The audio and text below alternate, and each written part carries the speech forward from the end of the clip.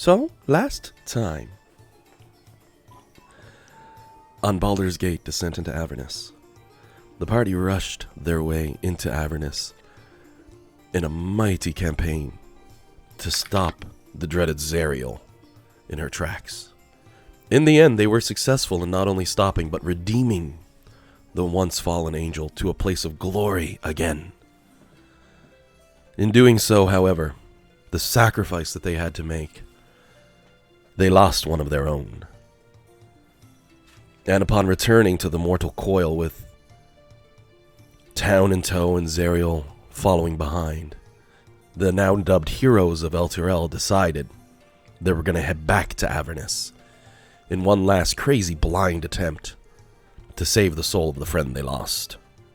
And in doing so, they found themselves allying with a rather crazed hag by the name of Mad Maggie, who convinced them to basically kill a monstrosity of an evil villain inside of a dungeon of her own creation. And though it took them a few weeks to get through, they did eventually clear said dungeon and return to Maggie, who was more than quick to admit to them that she sent them there to die, which didn't surprise the party. It did surprise Maggie. She made this very clear, and she was very happy and said, "I will certainly follow you all, because the alternative is obviously death."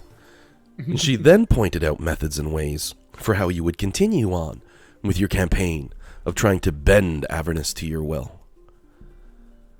The most important notes of info given to you is that she's more than happy to let you go and try to take down the other generals and monsters trying to rule Avernus, because to quote her, best case scenario, you win and everyone gets a cushy seat. Worst case scenario, you all get killed and then she can take over.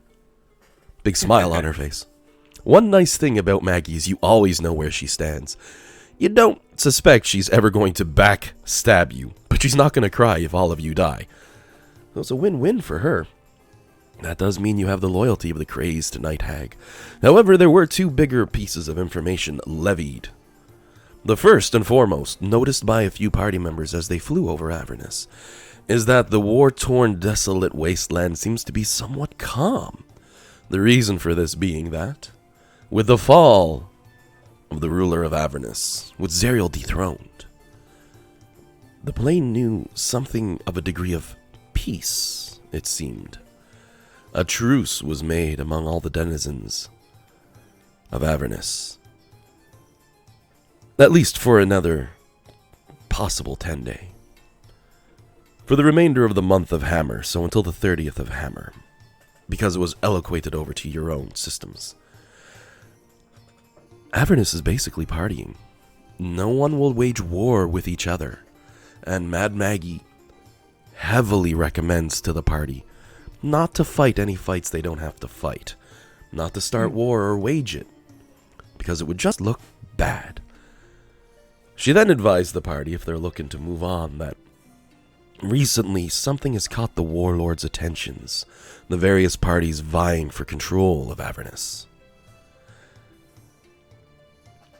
When the party defeated Zariel and destroyed her flying ship, in the aftermath of the explosion, two swords wielded by General Kavor were scattered.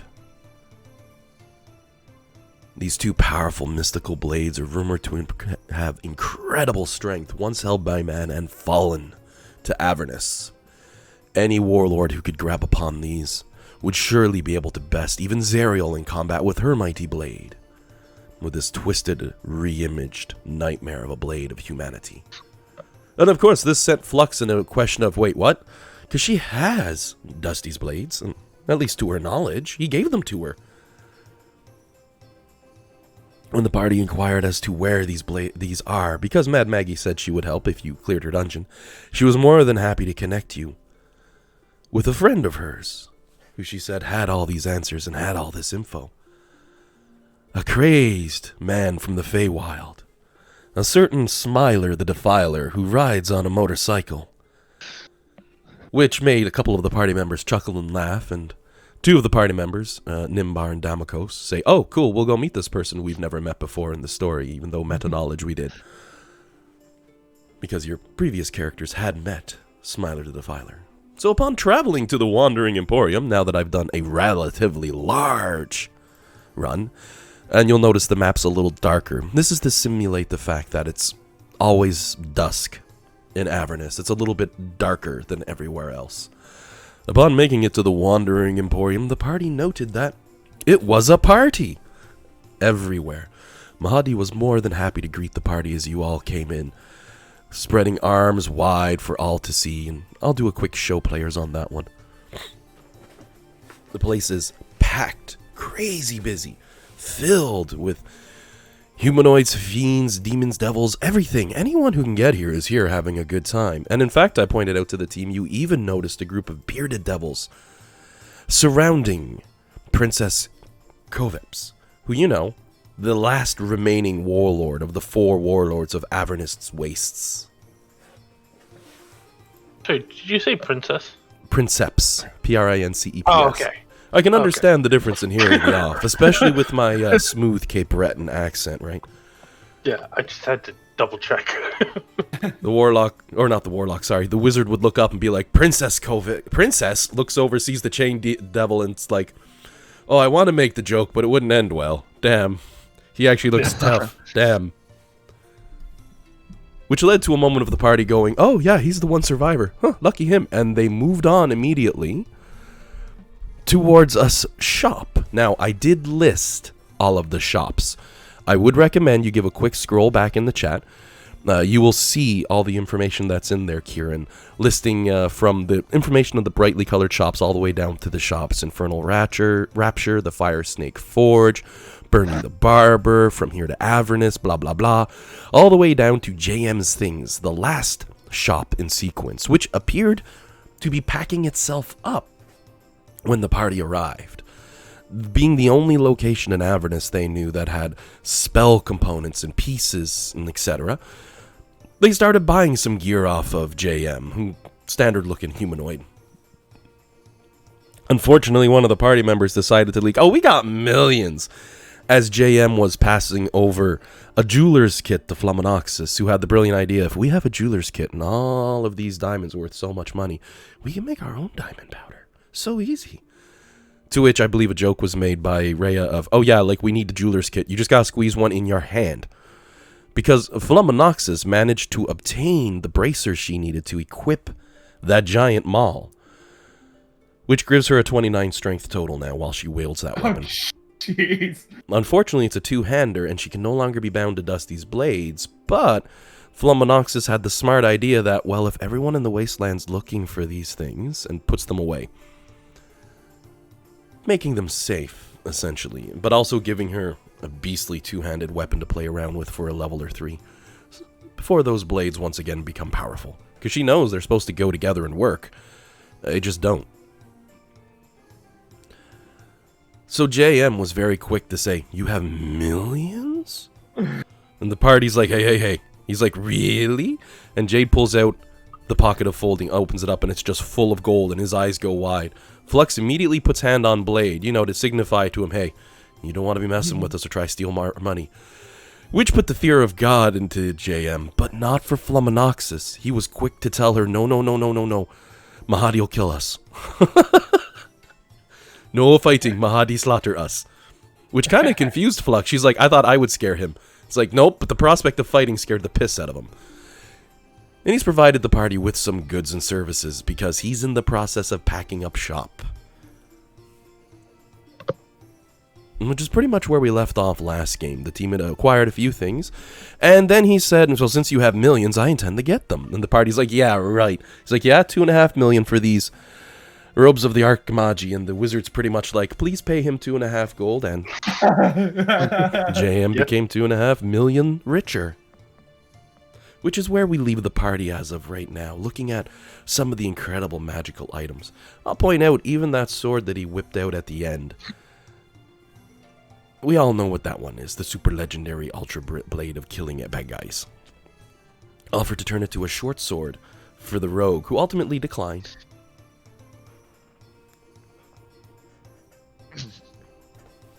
Alright. I had an idea for Flux. Do you have any javelins of lightning?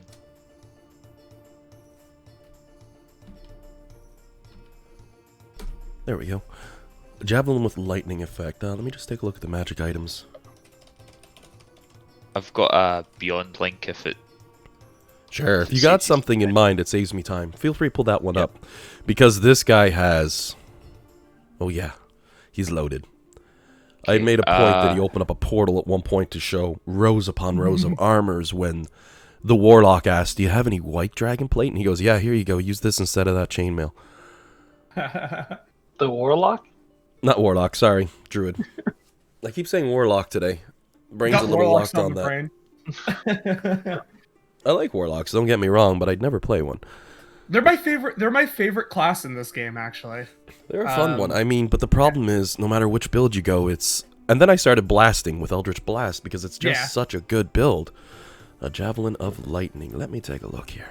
I feel like the appeal with them is that they get, like, a lot of neat stuff, but it's not necessarily stuff that, like, is going to make your combat all that varied. Oh, that's a fun Javelin. Sure, they've got copies of that one. Be 20 grand for a Javelin of Lightning. See, sorry, I had to do some reading on that, Kieran. Yeah. Multitasking. It feels like a thematic thrown weapon for our Lightning Dragonborn. I don't think that required attunement. Let me double check.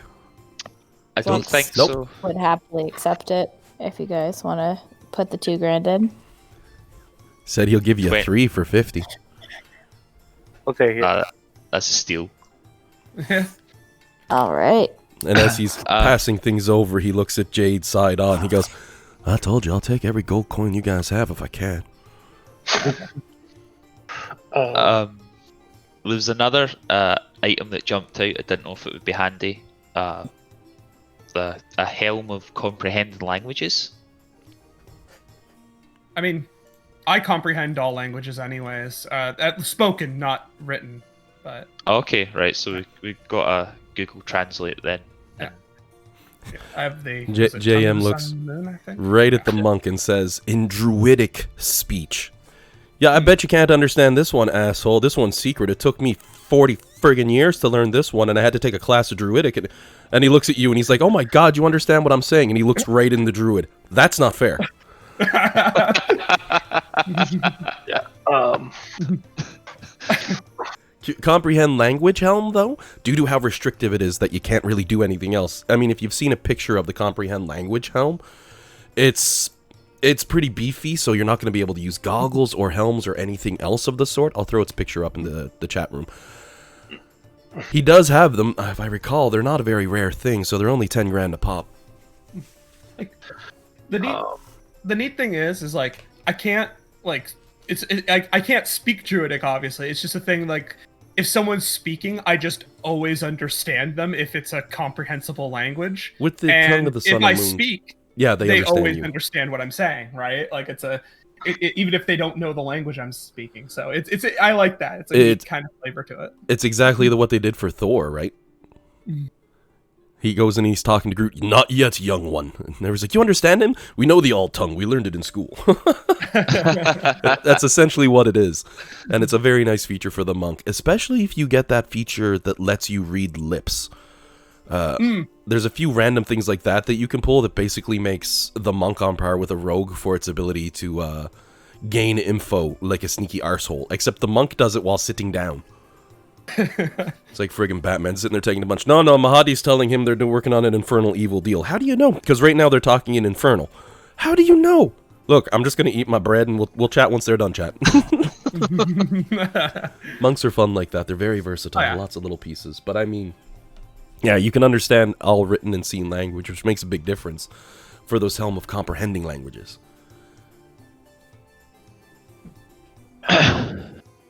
So that was an idea I had, because I know there's been a couple of things that we've struggled with, but I didn't know about Kieran's ability. But there's another cool item. I think he's only just got that, though, mind you. No, Like, I had that's that a while we were higher through the level, dungeon. wasn't it? I had that while we were through the dungeon. This level, I just got Diamond Soul. Which No, is I mean, the, like, it's level 11 or 12 or something like that for Tongue Level of the Sun and 13 Moon. for it. 13? Yeah. Yeah. I knew it was up there in the high-level skills, because it is very Yeah. powerful. Honestly, because it's literally one of those, okay, this solves a lot of DM puzzles power, you know? Yes. There's nothing wrong with that. You got to code your puzzles to get harder. This is a booze heavy party, so I found this item. Seemed pretty cool. Amulet, Amulet of the of the Drunkard. Amulet of the Drunken, what's that? You drink and you enjoy it. That's pretty cool. Not bad. So I'm not surprised it pops up in an offshoot campaign style setting like Wildemont, though. Or Wildemont? I don't know how that's pronounced. I think it's Wildmount from the show. Wildemount. That's how they say it. yeah. I've never watched much. I've only watched scenes, because he's very clever, but I got too much D&D planning to do to watch someone else play. I get the impression that some of the Wildmont like items are a little more fun because like he creates some of these more flavor kind of items for his campaign, right? So, Yeah, exactly. Now, with like, the they need to armor be a that little more grows with fun. them. Yeah.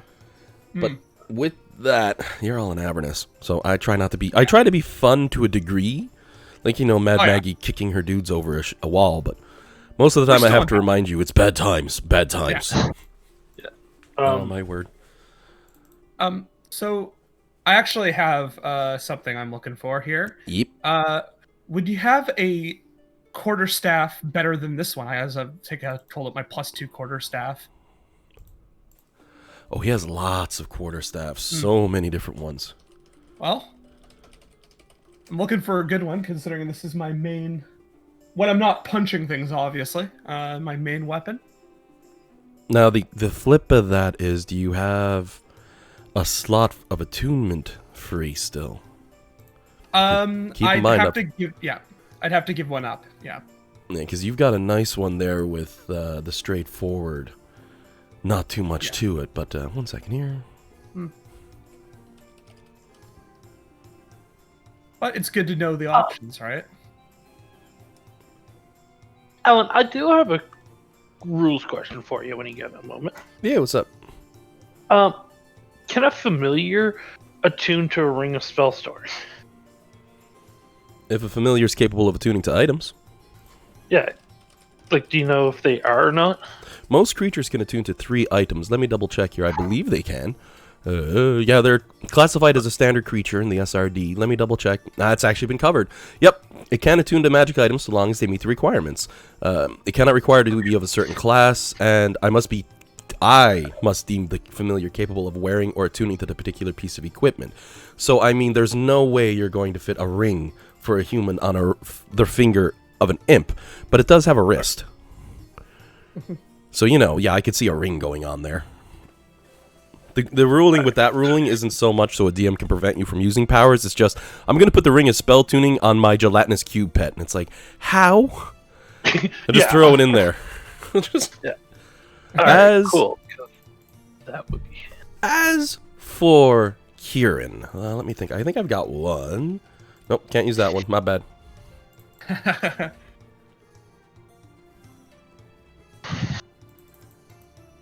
Screw it, I'll give you something nice. He says, I don't carry too many quarterstaffs.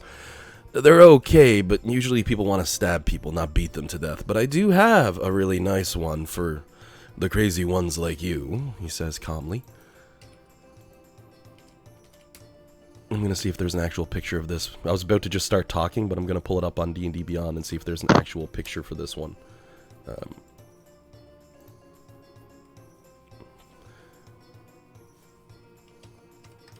And I pulled up the wrong one.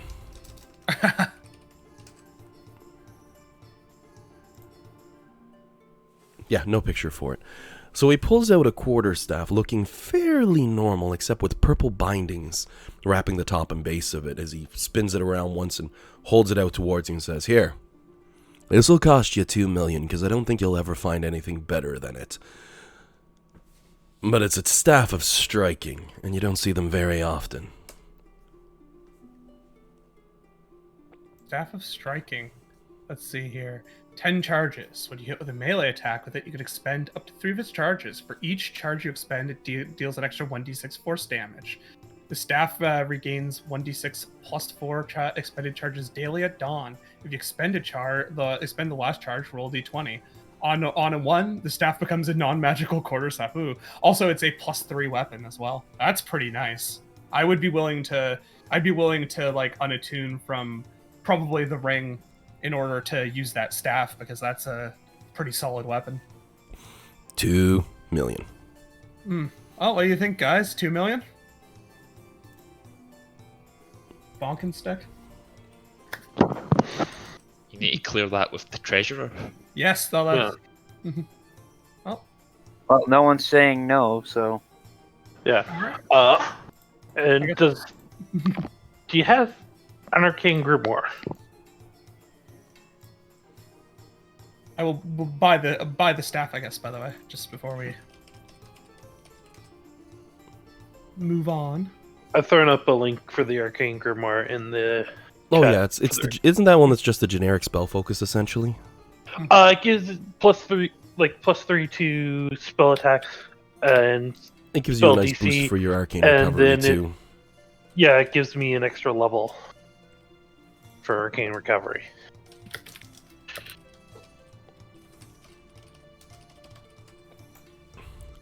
See, he slowly looks over towards you as he lifts a brow up. You see his eyes drift down a little bit over your form, then back up to your eyes, and he gives his head a bit of a shake, and he goes, I have some trouble with giving you any magical items at all. Oh, Because you hold something that doesn't belong to this world. Now don't you?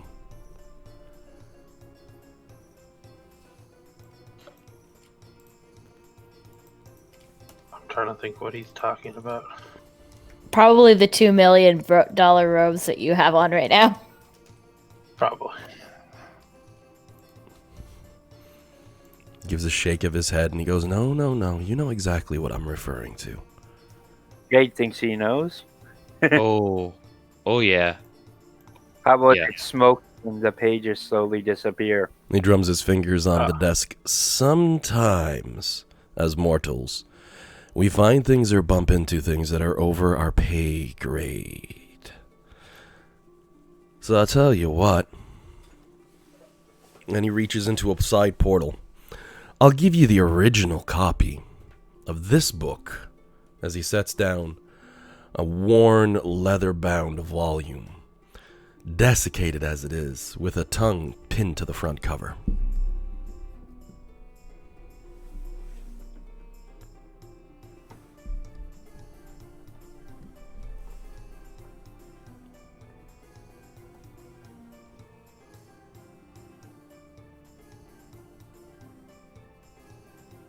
Sorry. You said you'll give it to me? In trade for the spellbook you have.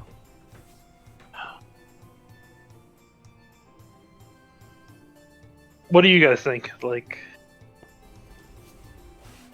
we all know the spellbook he's referring to. He does make it clear the book he's giving you has no spells in it. It's just, the original copy as he holds it up.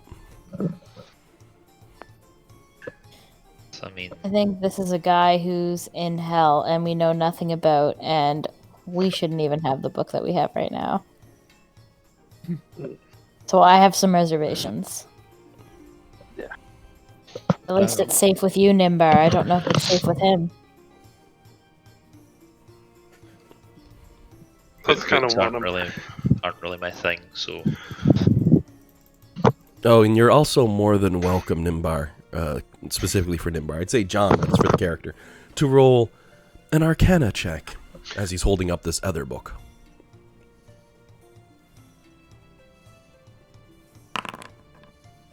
With a 20, you of course recognize A Tome of the Stilled Tongue, and he's claiming it's the original copy.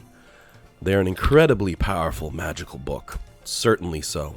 Wizards basically search across time and space in various places to try to get themselves a copy of it. The picture's not in the description for some reason, but it looks like this. Very nasty, nasty looking thing.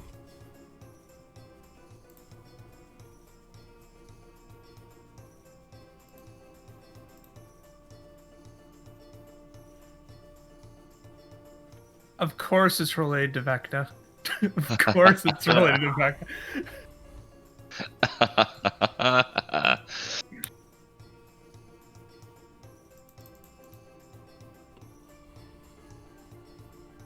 So bonus action to cast a spell you have written in the tome without expending a spell slot. That's strong. Oh my god. Vecna is running this shop. 10 out of 10 guaranteed. This is Vecna we're dealing with.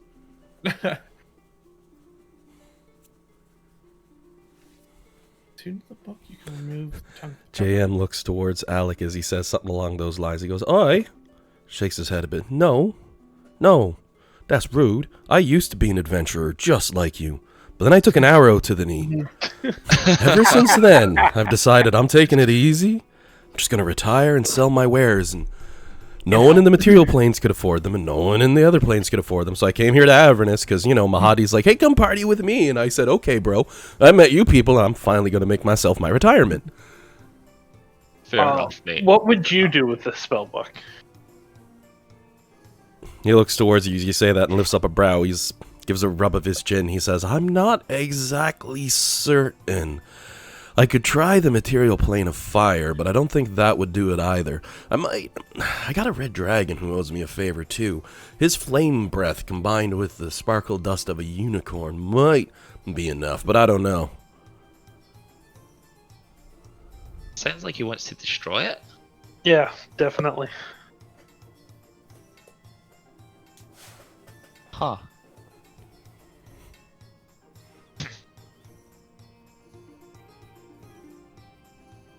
While you ponder this, how much would another wand of magic missiles cost us? If I recall, those things are not that expensive. I don't even think they require attunement, do they? No. No. Let me I know just double 7 check. charges, and you can cast magic missile. And it's an uncommon magic item. Sells them at a flat 15 grand a piece. Has 4 in stock. I know we have one on Jade's belt just now, but would you think about getting another one?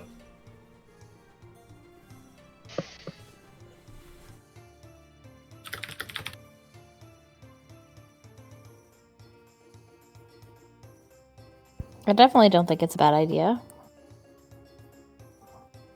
Yeah, it definitely wouldn't hurt. Okay, then So- we have another one. Sweet. All right, so guys, real quick, I'm in favor of the trade. Is anyone else in favor of the trade? Yeah, I think that's fine. Can Damokos, I- as a non-magic guy, would just be like, book for book. Like, cool. I trust your judgment on it, because Yeah, I have if- no idea how powerful either of those are. What's is it possible to get any kind of read off this guy? Like, he made it sound like he was going to try and destroy it. Does that seem genuine, or? As near as you can tell. Yeah. Your passive insights aren't dinging anything off with this guy. Though as you're debating this, Ray is going to lean down towards Nimbar and just mention, you said that book had devastating level 10 spells that made you sick to your stomach, didn't you? Yes. You really want that in someone else's hands? Admittedly, looking through the spells, because you only gave a quick browse, you were like, oh wow, look at that. Look, how the hell does that spell work? Next one, you know what I mean? Yeah. It's like having a jigsaw puzzle missing a quarter of the pieces.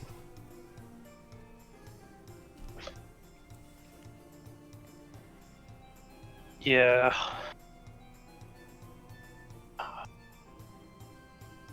Meanwhile, Nimbar's like, DM, you're not supposed to do that. You have one person saying, give it to me, and then you had another NPC day, don't do it. You're supposed to say, which direction to go. To be fair, No, Lux expressed the exact same concern, so Ray is probably just Exactly. following through with it. Yeah. For the most part, I have Rhea sort of echo for the team. I don't like her leading the story because she's too fun as a side character.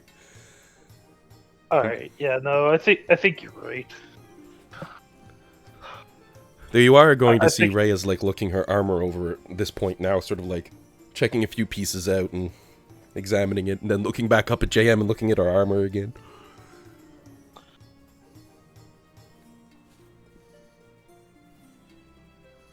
Yeah, no, I think I have to hold on to the spell book. He's The like, spells are alright. just too dangerous for us to. We don't know you well enough. He's like, alright, bud. He says, he points a finger at you. You be careful, though. You're gonna make yourself a very large target for a lot of powers if anyone else finds out about that book. I suggest wrapping it in lead. Speaking of which, do you have a little lead container handy? Reaches under the counter, slides one out, puts it on, says, there you go. That one's free of charge. I can't justify charging you guys 10 gold. Thank you. I found another item that might come in handy, because not a lot of us can get out of sticky situations. Would allow one-time casted Dimension Door. And a lot of us get grappled. The Cape of the... that word. Mountebank? Mountebank. Mountbank? Mountebank. The cloak of the cool red look. Yeah. It doesn't even require attunement? No, it doesn't say attunement. That's why I skipped over it. I thought it would need attunement for ability like that. It's a 1 freebie use per day, which isn't too bad, but you can only wear 1 cloak at a time. I follow the rules of 3.5 in that regard. Like, you can only have so many of a magical item in a slot. Cloak, you've only got 1 cloak slot. Yeah. So for that cape, he'd charge, that's a rare, given the stats and the dimension door is pretty strong, 20 grand.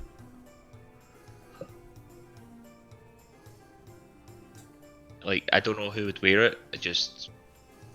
I don't know. Maybe someone in... Frontline, maybe? Gets snagged a lot?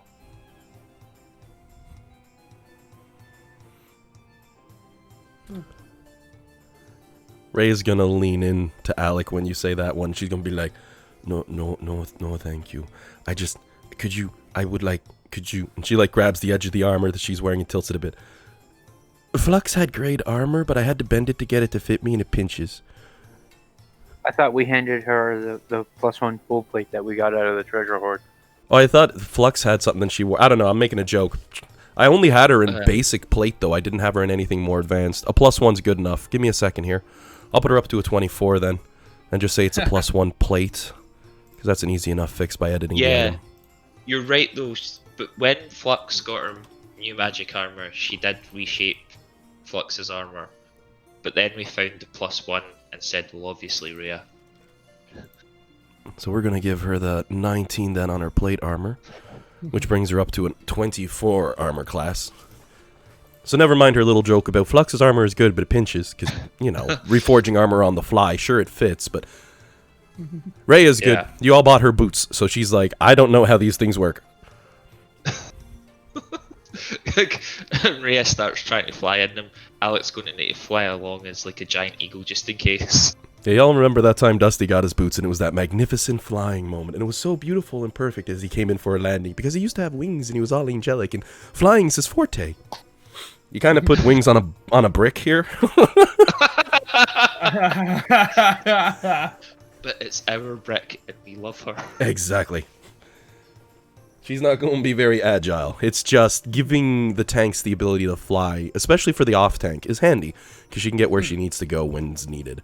Little things like that. So she has that, and she's got this shield, which leaves her blank a slot essentially. She also the Vorpal Blade. Sword. I don't think Vorpal Blade required it. I'll double check. Actually, it probably does. It's too strong. That would be insane if it didn't. It has Yeah, to. it did. It's the shield, the boots, and the sword. Yeah.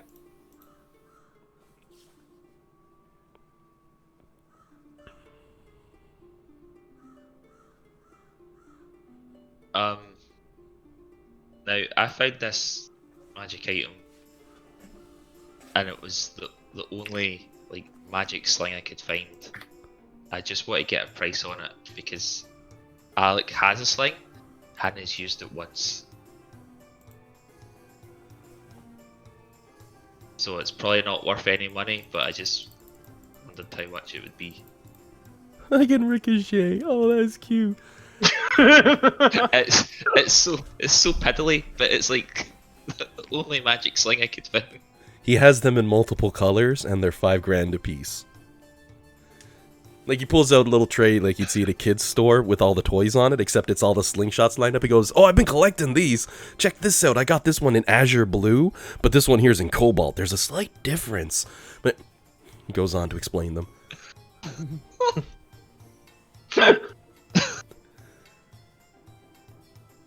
Alec, want? I think you should get the one with the fire truck on it. I mean, And he's holding up one with a burning wagon. Here you go, the fire truck. I'm probably just gonna like continue to use Thorn Whip, but I mean, I'll take one, I suppose.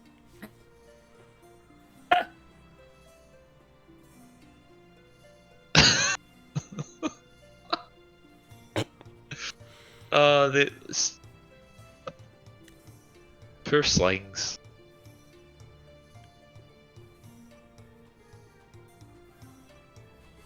And now for our treasure hoarder.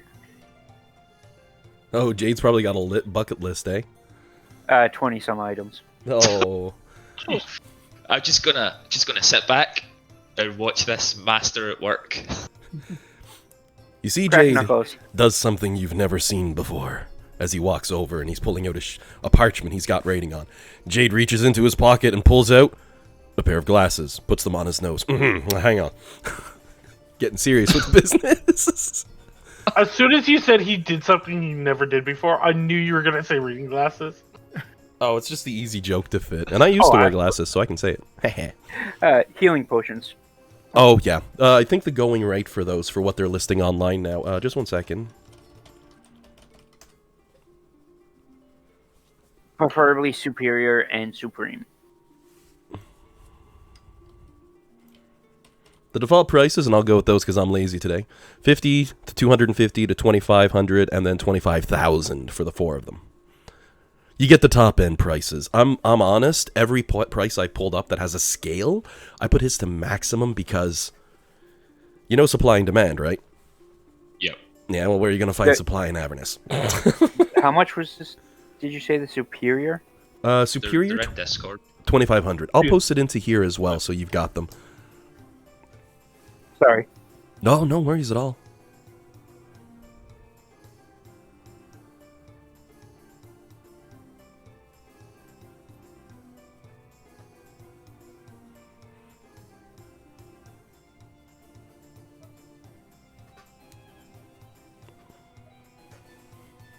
What level do you guys think? Rhea rubs her chin, leans back and says, "You know, those healing potions don't taste too bad. We could just spend a bunch of money on those instead of food." Oh, don't worry, Rhea. I'm working on that. That's on my list. Oh, actually, I had a thought in terms of food too. As Jade says that, however, and if your character is pointing out as well for Damakos, he's gonna go and tap a sign off above his head, and it says, "Absolutely no Heroes Feast coins available for sale." It's alright. We got some components for the spell Heroes Feast. Oh, nice. Yeah, I asked about the Hero Feast coins last week. Yeah. Although Yeah. that wouldn't be what Damakos is looking for. He's become aware that it is possible for some people to be able to like cook food that doesn't taste like shit in Avernus, like the precedent exists. So he's curious if there's like a method behind it, or if there's something that he could acquire to be able to cook like proper meals, like tasting meals. He goes, Here.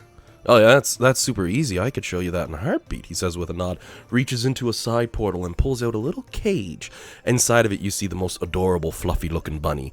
It's giving that a slightly pink tint to the fur as he sets it onto the cage. He says, "See the adorable bunny?"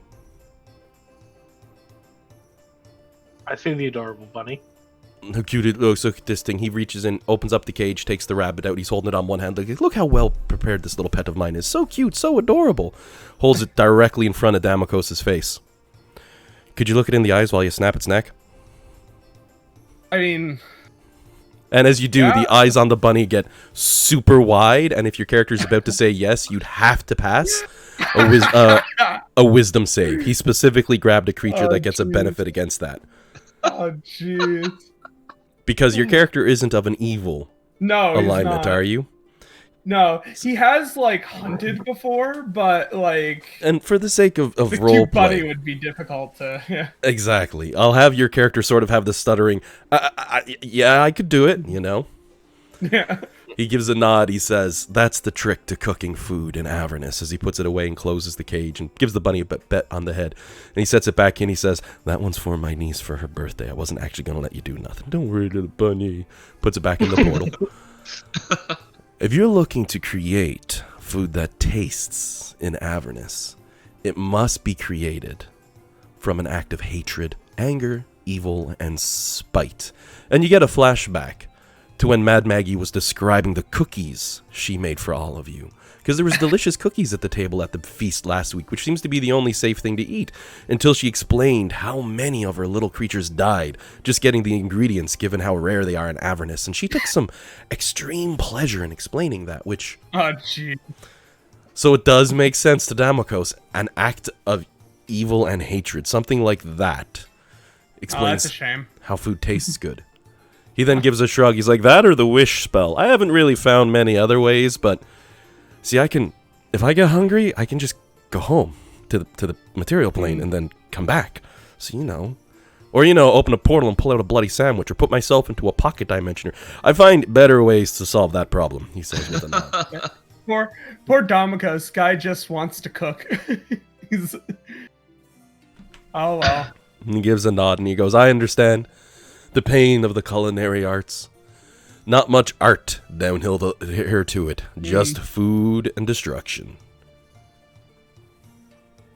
I get to a high enough level, and then I could, what's it called? I could actually go back to the, if I recall correctly, at what level is it? Yeah, at level 18, I can actually use astral projection. So I could go back to the material plane to eat. The problem is it's not precise with where you end up, so it's a real bitch if you're trying to reconnect with people.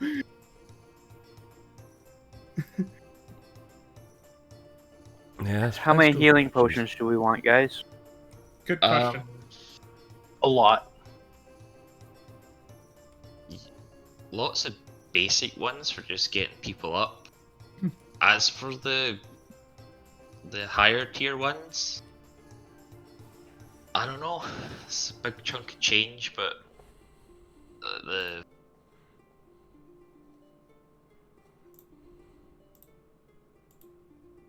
pretty good. Does he have like a limited stock on the higher level ones?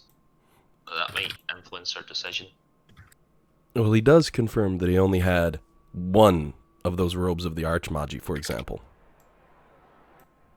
No, the healing potions. Is there a limit on how many no. he has? No, not at all. He admits he can make those. Okay.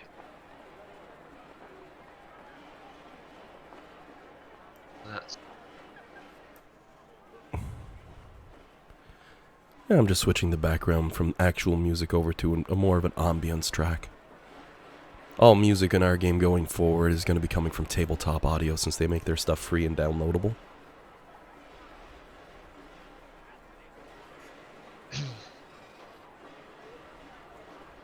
okay. How about would it be worth investing in a supreme healing potion each? So we've like got like a big ticket heal on us, and then buy a quantity of the lesser ones and just like distribute them. I probably don't require as many. It's nice to have. It would be nice to have a couple potions, but I probably don't need as many as most because I have a couple of abilities to self heal myself. I can, so. Do they still have self-healing I thought they abilities with the new builds? Like you switched out from the one I said, right? Yeah, I mean, I have wholeness of body regardless, but I think I'm gonna make sure though, that was one of the features added, because I thought that was the case, but I'm not certain enough to, you know what I mean, say Because that the with. the homebrew class I had made for you included them, but you got to switch off that for this game. I did, yeah, Perfect. I did. Yeah. Is So that the quickened healing thing? Yeah. It's Yes. it's still there. Yeah. It's 2 key points for a martial arts die. Yeah, that was what it was before. very so, pricey. yeah. Ooh, pardon me. Yeah. But the point is if I need an emergency heal, I also have wholeness of body, which I can just, as an action, regain currently 42 hit points. Once Yeah, per long rest. The healing potions are more for Oh yeah, other people. that's a very good point. Actually, sorry, you're right. That's a very good point. To be able to feed someone else one is important. Because Not only that, it saves your wholeness of body if we needed it. So instead of using your wholeness of body, you could use the potion and then use your wholeness of body later. Well, all right. I will take some potions if we're buying potions because it's always good to have some healing, like available. Certainly doesn't hurt. Ray will take a moment to sort of elbow Flux side on, be like, "We ain't need no damn potions. Look at us." Yeah, don't be too cocky. Yeah, it's like Ray frowns a bit. She goes, "I could be a little cocky once." You can be a little cocky. Yeah, then we That's don't need true. no healing potions. Big grin on her face. Though she does lean forward and say, "I'll take 2 Supreme." yeah, I think like what else are we planning to spend the money on at this stage? Jade had a list. Yeah, Yep. Jade has a list. This is only the first item we're hitting. All right. Well, how about you go through the rest of your list and we can circle back to the potions with like the leftovers. I will you have any- warn you all, for anyone who's looking at +3 items, you'll notice the price on those immediately jumps to the millions. Because at that point, what are you going to replace it with? Yep. Well, I fully expect that this staff is probably the best weapon I'm ever going to find, right? So. Yes and no. I'll admit, most of the magical gear that I went through here isn't cherry-picked to perfectly sit with players. Some of it's obvious, like a robe of the Archmagi. Oh, are you playing a wizard? Yep, here's the best gear in the game for you. Yay! So you might Fun find better hopefully. stuff eventually, but it's not going to be for a few levels. Yeah, there isn't many. There isn't many. Like I've noticed, there just aren't many like staves and things that are like for, martial arts. I mean, No, you got to pretty much make all their magical items custom for the monk. They make that a pain. Hey, Alan, just a quick question. It's not the Arc Magi, is it? Oh, probably. I don't know if I'm pronouncing it right. No, I don't know either. I'm just all I think of when I think of the Magi is like the Mummy movies. Oh my god, yeah. But Good like, times. I can't figure out how else that would be pronounced, or how else, I think how it's else magi. that word would be spelled. I do think it's magi, but I also like it's not like I've listened to it like on Google or whatever to hear how it's supposed to be pronounced, right? So I could be wrong. Are you guys seeing the potions that Jade is laying out right now? Yep. He's found some good stuff. The Potion of Vitality. Those would go for 25 grand a piece. And he only has 2 of them. I will take both.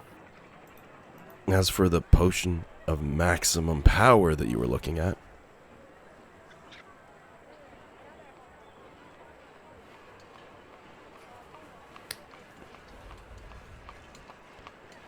he's got 2 at 20 grand. 20 grand each, or 20 Yep. grand for the. Each for 20 grand. Looking at the wizard. I mean, it would be very useful. Some spicy meatballs right there. Yeah. Well, and at Jade, because drink that fireball.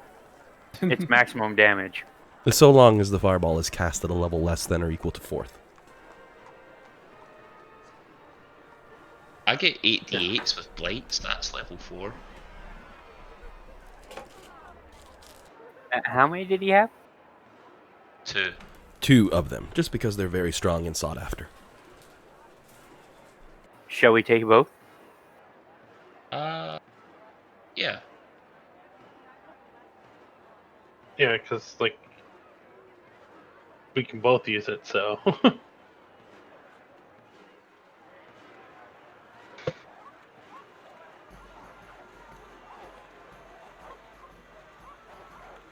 If we're looking at buff potion, frick, we're looking at buff potions. Where is it? The potion of speed might make a good buff for either Flux or myself. Essentially it's haste in a bottle for a minute. No concentration required.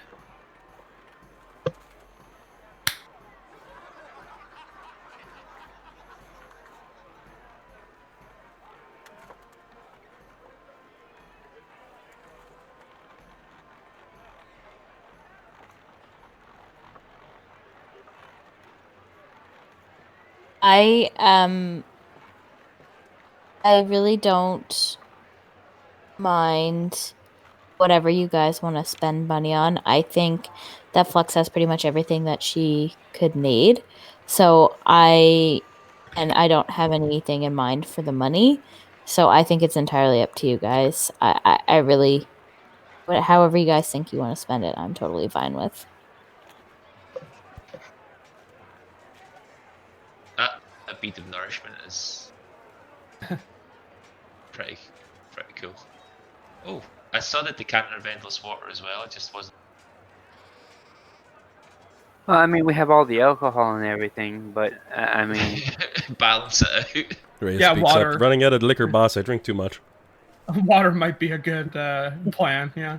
and if we ever get to another plane of existence, water. What are your thoughts on the potion speed though? That I put up there.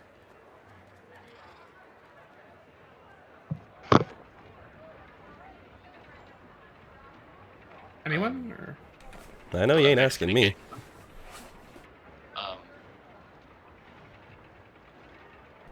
The DM's thoughts are it costs money. yeah. I mean, haste is a cool spell. Like, Yeah. It's haste. It's haste, and it's haste that doesn't require concentration. But it does still have the negative effects of haste. Oh, yeah. It's the done that puts me off.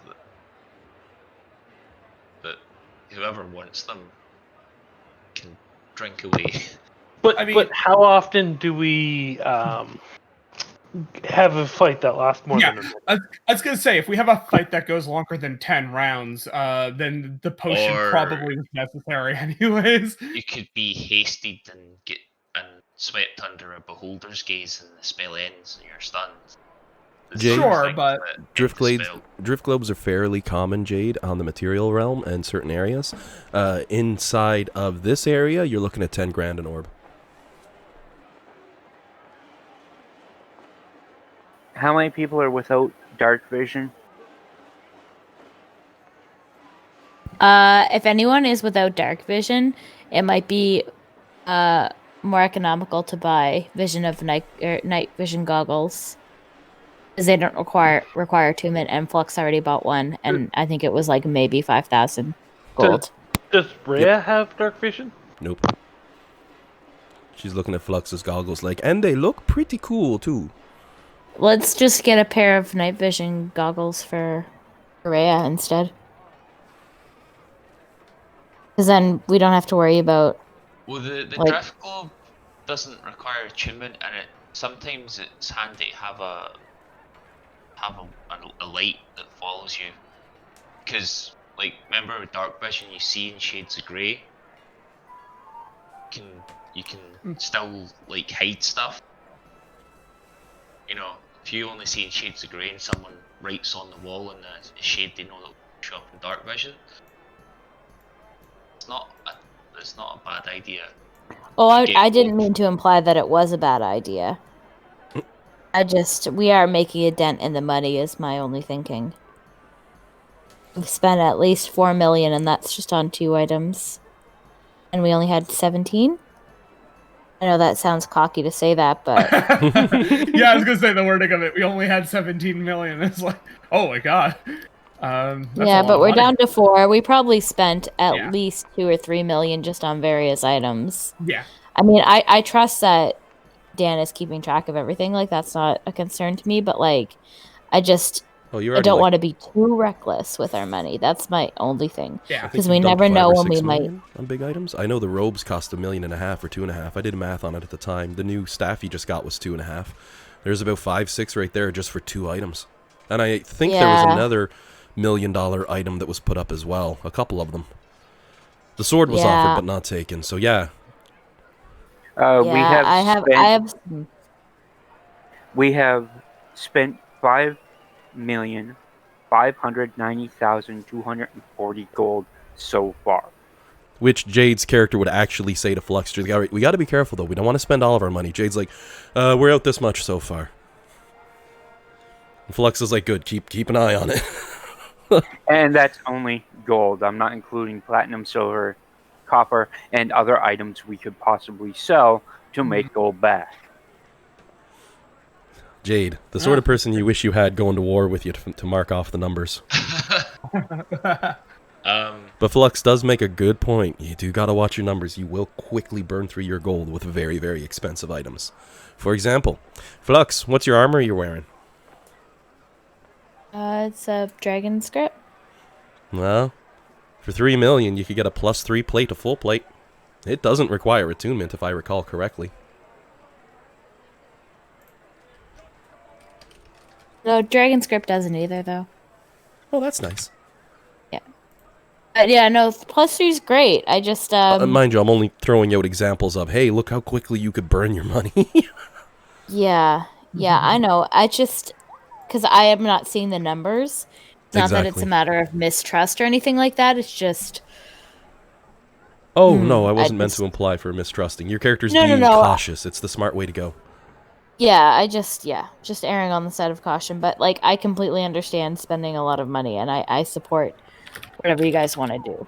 Just maybe I'll just let you guys decide it.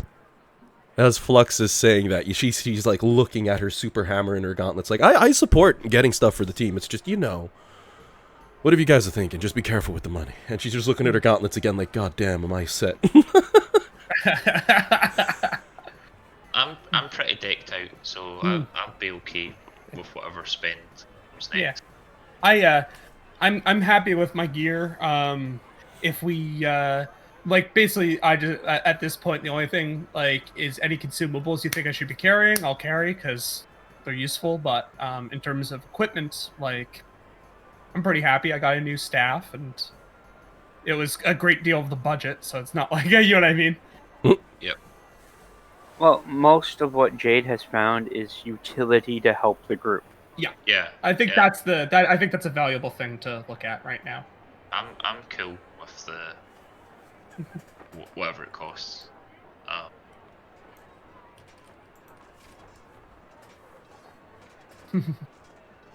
Alex Druid doesn't see the point in hoarding money. Not a dragon, even though he's dressed like a dragon. Yeah. Maybe Domicos- that's why Flex is nervous. Her dragon blood's kind of triggering her. but the gold pile. How will we sleep at night if not on a pile of that's currency? not strictly what I mean, but yeah. Efficient quivers, 10,000, Jade. The Domicos used to do because he has the gladiator background, because he used to do when he went out on his journey, he used to fight in arenas of prize matches and stuff like that. But it was never really about the money. It was always about finding people to fight. He was actually pretty shitty at keeping that money because he just spent it like it didn't matter.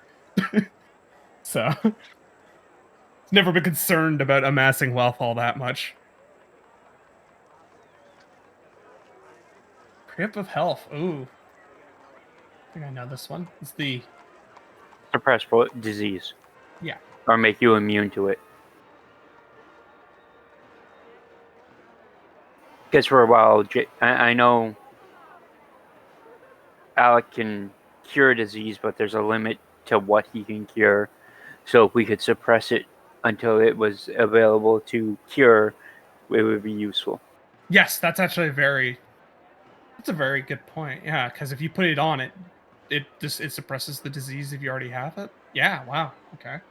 That's a Yeah, I totally agree. We should have at least one of those, yeah.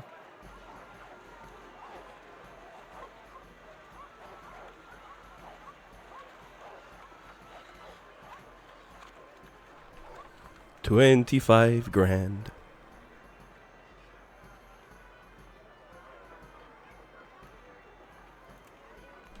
You'll see JM actually pulls one out from under his shirt. I keep one on throughout the day. Very handy in these parts. Someone comes by, they're like, have a drink with me. And I'm like, fucking sure. They look all shocked because I'm standing there alive. And I smirk and they're looking weird as they leave my shop. And then I always hit them with the best one-liner as they walk out the door. And I'm like, oh, before I forget, I don't know if you did something weird, but I switched our drinks. You want to see people fucking run. I like this guy. This guy's a pretty good guy. He gives a bit of a nod and points. He goes, well, I still feel a little bad that I tried to sabotage you right off the get-go because I thought you were wasting my time like 99% of the people in the Badlands, so I don't like to rip you off, he said with a nod. I still got a few of those sabotages if you want a few to mess with people, by the way. It's kind of funny. They just go bam, and it's like fireworks. He's like, oh, I think I've been down here too long. Yeah, compared to what we've been through, that was sabotage light. Yeah. His view It of was sabotage. cute, I'll make fireworks on their back. I wasn't there for it, but Dust of disappearance. Why do I have a feeling that this is definitely a Jade item by the look of it? Hey, it's for the group. Found in small packets, powder represents very fine sand. Offered for one use. You and each creature within 10 foot become invisible. He only has one and they're 30 grand apiece. But he warns you. Invisibility down here isn't nearly as good as what you'd normally be used to. And he points at your imp. He'll attest to that. Sure, you can turn invisible, but a third of everything down here doesn't really need their eyes to see, so you know. Who was it on the team who has blind sight or true sight now? Yeah, Jade. I thought it was Jade. I just want to make sure. While he's talking, he even says this to another party member, and then biffs an apple at Jade.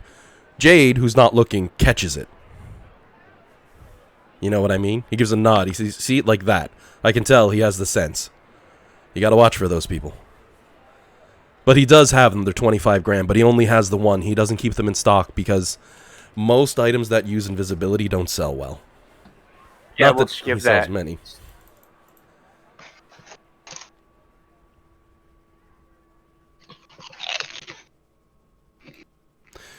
Ooh, a chime of opening, good for 10 uses.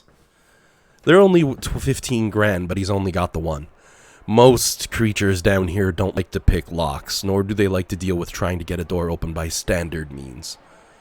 And he then makes a punching motion and nods.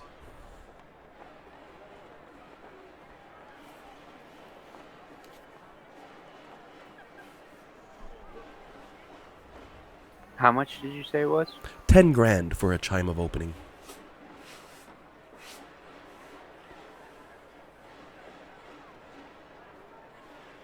He does warn you from his experience with those things in his days as an adventurer. They work great on doors and on other things like that. And he takes a moment, leans his head out and yells, oi, oi, oi, oi, quiet in the stalls. I'm trying to talk to people. As some people are going by being rambunctious. Good for non-magical locks, okay? I've had it unlock a magical lock, and the lock was still locked, even though the mechanics were open. It was the most messed up thing I've ever seen. So then I had to trigger the trap, and And he's like rubbing his temple a bit while he's saying this. It was not fun.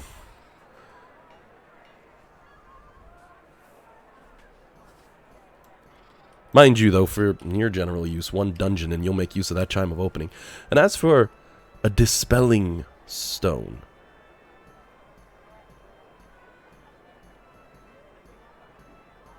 ooh, that's not too bad. They're not uncommon in these lands, he says with a nod. I have to go through a bit of work to get them, so they're expensive at 75,000 gold a pop, because that's a very, very powerful magic item. Anybody else reading that Dispelling Stone?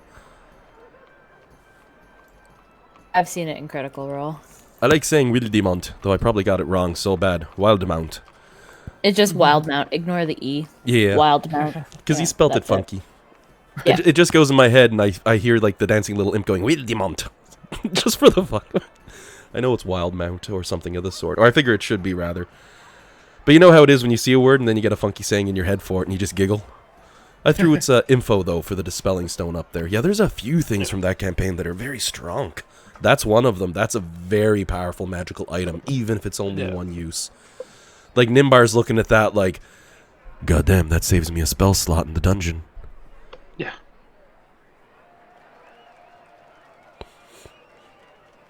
Easiest way you can translate looking a stone like that, it basically says you do 150 damage to the boss. Yeah, he's got them, but 60 grand, or did I say 75? 75. Yeah, 75. They are 75 a pop for those Dispelling Stones. I had a side note with 60 and a question mark. I'm like, no. Too cheap. 75. Not that that makes much of a difference. You can still get 10 of them for like 750. But he only has 4 of them. What do you guys think? They're handy little things. Yeah. They said they do sound very useful. I think it is the treasurer's call. I'm not. You've made it very clear you're keeping track of the money, so you do what you're gonna do. Rhea Any speaks up, opinion? just keep drinking money, or we'll be in trouble. I'm kind of similar to Jillian. I'm kind of tricked out just now, so that sounds useful. So if the group's on board, I have no objections. That's the nice thing about this situation. You've all had a long series of campaigns and combats to get the gear you have now and to customize it. So this is pretty much the icing on the cake where you get all the extra little pieces that you want.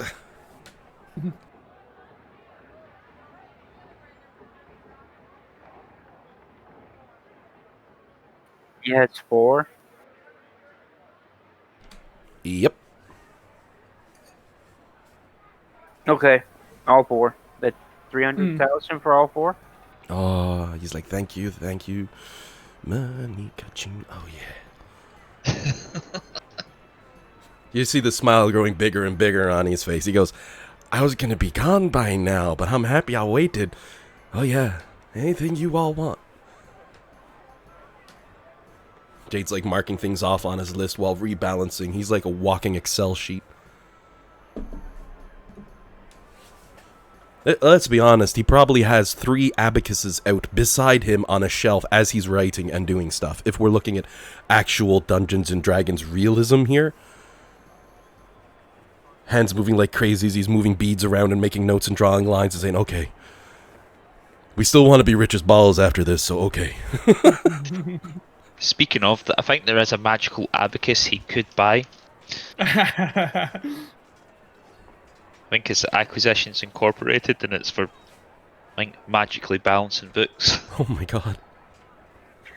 Actually, I looked at some of those items and I was reading through them and I'm like, damn, that bag of holding is nice. I want it. How do I get this? So I'm like, you have to have a business to have this bag of holding. Damn it. Jade's wondering at this point, do I classify as a trades merchant? Well, I am part of that back there, so we just need to set up a base and build the business. And if I can get the business to rank 4, I think it is, I pretty much have an unlimited space bag of holding. Oh, nice. That's some crazy stuff. That would be lovely. Though the JM will point out, he goes, I've got bags of holdings and portable pocket holes, stuff like that, if you need any of them. He looks down. Not as cute as this little bugger, though, as he literally reaches out and scritches Chompy on the head, who sticks its tongue out and purrs. Oh, I've been around. I've never seen anything like that. Some wizard fucked something up there. Look at this cute little guy. You know how we bought that cauldron of rebirth? Yep. Did we buy salt to go along with it? I don't know if we did. We should definitely do that. It's like we need 10 gold's worth of salt to use the raised dead feature on it. So if we have like a spare bag of holdings, I don't want to salt out Chompy. Given how big, how much salt that would be for 10 gold, that would fill a bag of holding. We'll take another bag of holding with full of salt, I guess. There's I'm not at the computer just now, but they give a weight and like poundage. I think it's like 200. Yeah, I had I'm actually going way overboard with that joke. I had a player on my Monday team who was very much going to be a merchant, buying gear and then selling it. Yeah. Stuff like that because it was traveling, and I'm like, "Oh, buddy, of course." And we saw the prices. The SRD has them, if I recall, for a bunch of things. I think salt's actually in there along with flour and a few others. Oh, I digress, so. But yeah, you can definitely acquire from salt from the guy. It's pretty cheap. Yeah, it's 200 pounds of salt, which costs 10 GP. Perfect. Yeah, So don't put it in Chompy. He won't be a happy Yeah. Chompy. He might get a little salty over it. So just however many resis we want through that way, that's how much we should invest.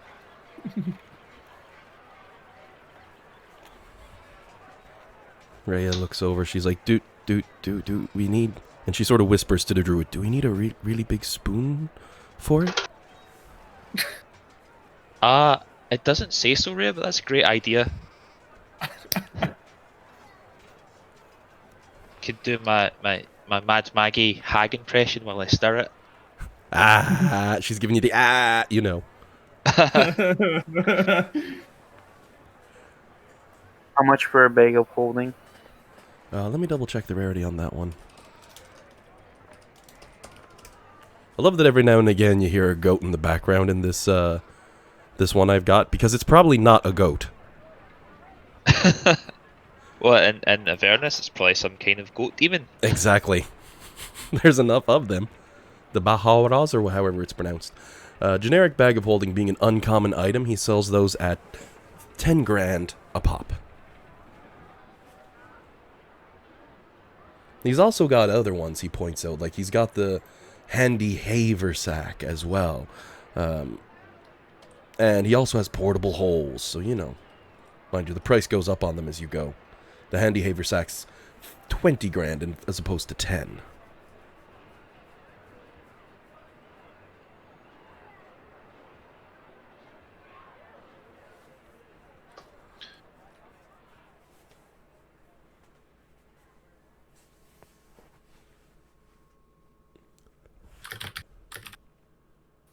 Okay. I think I'm just about done my list now. She's like marking off the last of the stuff. Okay. I think we're good. Rhea speaks up. Did you mark down the kitchen sink? 2. Good. Actually, would you guys mind if I get a bag of holding? Like, I'm kind of overweight, so it helped me with my weight management thing. Okay. Gloves of thievery. At the very end, Jade's like, and I think I'm just about through my list. And he leans up against the counter and slides a sheet of paper over with gloves of thievery written on them. Only because the gloves of thievery are invisible while worn. Yeah. And he looks down, sees the note, looks up at you, looks down, sees the note, looks up at you, gives a chuckle. He leans down. You see he cracks his knuckles together and then slides off a pair of gloves which become visible as he sets them down on the counter and slides them over to you. 40 grand. With a nod.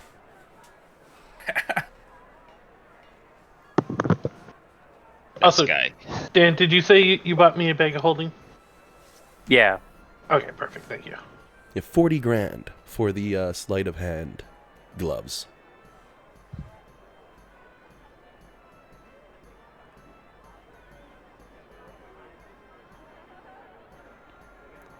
The nice thing about those sleight of hand gloves is they're specific to picking locks as well, so that means Jade can't roll under 30 now for them? If they give me a +5, lowest I could get would be a 31. 31. So Jade doesn't unlock locks anymore, he just winks at them.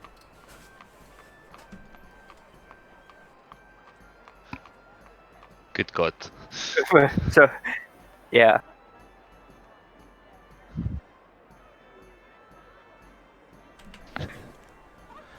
So that's a good load of magical items. You see he reaches into his internal dimensional portals he keeps popping open to grab his stuff, because most of the stuff in his shop has been cleaned up, and he takes another pair of the same looking gloves and slides them on his hands and starts adjusting and tightening and puts them on either one. Then they disappear as soon as they're on his hands. He looks at Jade, gives a nod. He says, certain things I like giving that I want to make sure they work.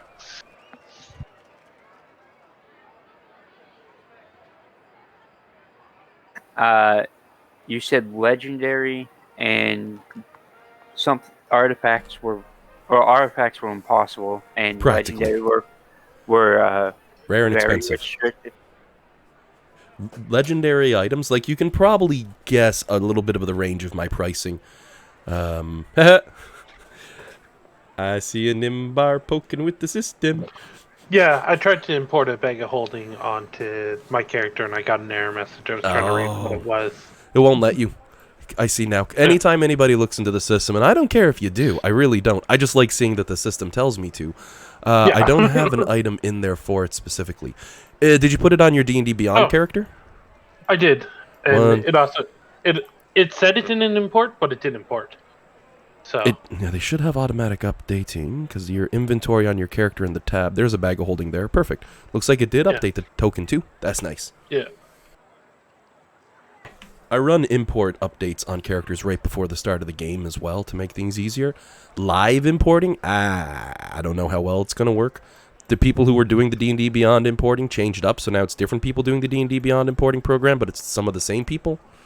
I only follow so much of it, you know?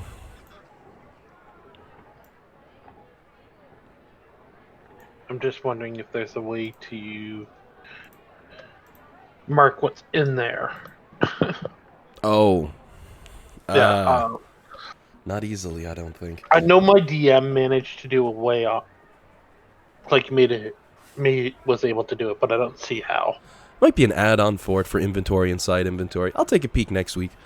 Or actually, if it is an official magical item, then it's built into this system as well. Let me take a quick look at that item in your inventory. Daggers. I missed the quantity number. There's a lot of those in there. Let's see I here. have 10 daggers for animate. In D&D Beyond, you can just use the note section for your bag of holding, but I don't know about Foundry. Yeah, and there's no pop-out thing for Foundry for it. But mind you, I get a little flexible in the higher levels once everybody starts holding bag of holdings. It's like, you really have enough gear to fill that thing? You came close with the dungeon because, you know, the gold, but beyond that, if you've got one, I'm usually not too picky anymore about you managing your gear, only when you start to carry a lot of it. And D&D Beyond helps with that because it stores item weight. So all that's left on Jade's list is 3 legendary items and potions. And an apology to everyone because this is taking so long. Time. Oh geez, bud, you've only been about 20 minutes.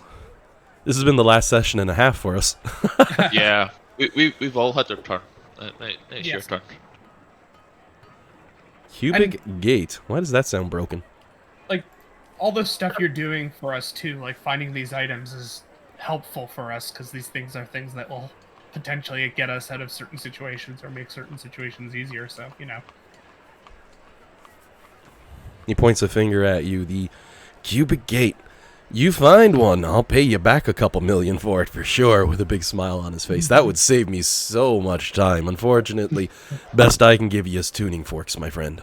And even then, I've only got material plain in here. The other ones, I don't have many copies of. As for the Infiltrator's Key, let me take a look at this one, because I'm not familiar with it. Probably powerful. Yeah. Quite powerful. It's Thieves' Tools. Your steps are muted while holding the key. advantage on your lock checking skills going forward. While awakened. This must be one of those items from the Wildemount. Or Wildmount. Yeah. Yeah. Wildemount in my head, because I can't help but say it that way because it's funny. Yep. Magic dagger. Back into a key. +1 to down. While held key can use an action. Alter self, invisibility, knock, or pass without trace.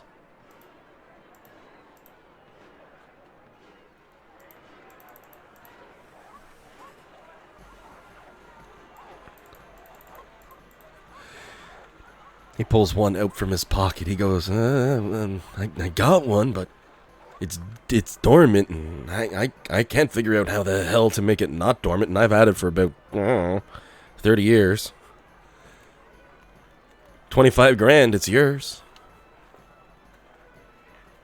Now, it does require attunement, and it is in its dormant state.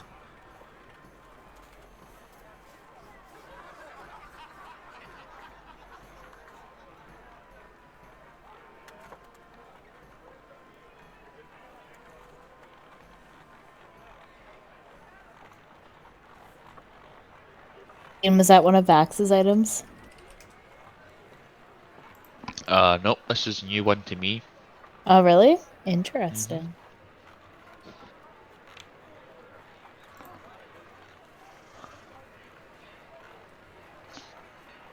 A lot of the items that are in the, Matthew Mercer's source books don't make it into the campaign. They just exist somewhere in his world. He's basically sitting on his butt one day, and he goes, I got a great idea for a magic item, and throws it in. Yep. And they're like, we need material for a book we're making for you. He says, I have so many magic items. Hang on. Yeah, they actually they told him that next time he does a book for them, he doesn't need to make it like 300 pages. It can be a little bit smaller. He says, got you. Next book is 450. Yeah, it was probably not a matter of filling the book. It's probably a matter of what to cut from the book. That's one thing that annoys me about Matt Mercer is I don't have anything negative really to say about him. He's too good of a guy. Is it okay to be envious? He sets unrealistic expectations for players in terms of like what a DM will be able to do. Oh yeah. Well, they've got the magical luck of a group of professional voice actors, and they all want to do the same thing for their feed. With you guys, it's hey, let's play a game. Yeah. The way I've put it is like Critical Role is to D&D like what porn is to sex. Like it's not a realistic representation of what it's like. It is these are people putting on a show, right? Like it's a story. They do a good job with it. I've only watched scenes, so I don't really follow too much of what goes on, but I also know there is a little bit of realism stake to it. One of the players they originally had on apparently fudged a lot of their roles, and it pissed a few people off. So, and that was like the first couple episodes, or the first dude from back then. Now, this is just what I've heard. Don't run with it. I just read things on the internet. I know next to nothing about Critical Role.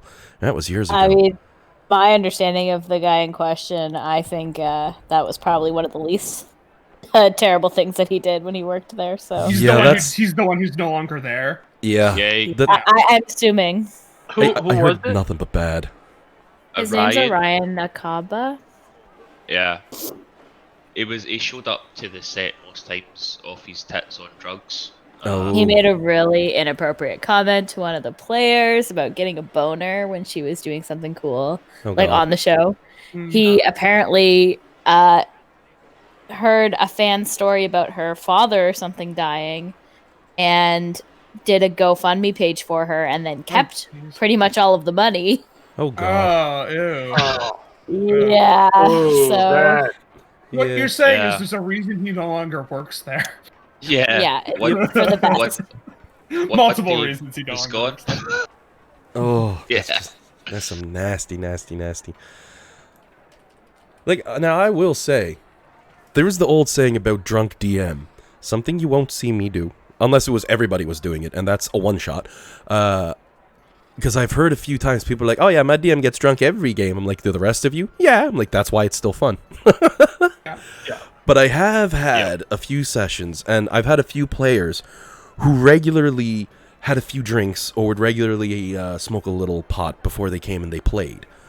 And as long as it didn't interfere with the game, didn't make them an ass, and didn't mess anything up.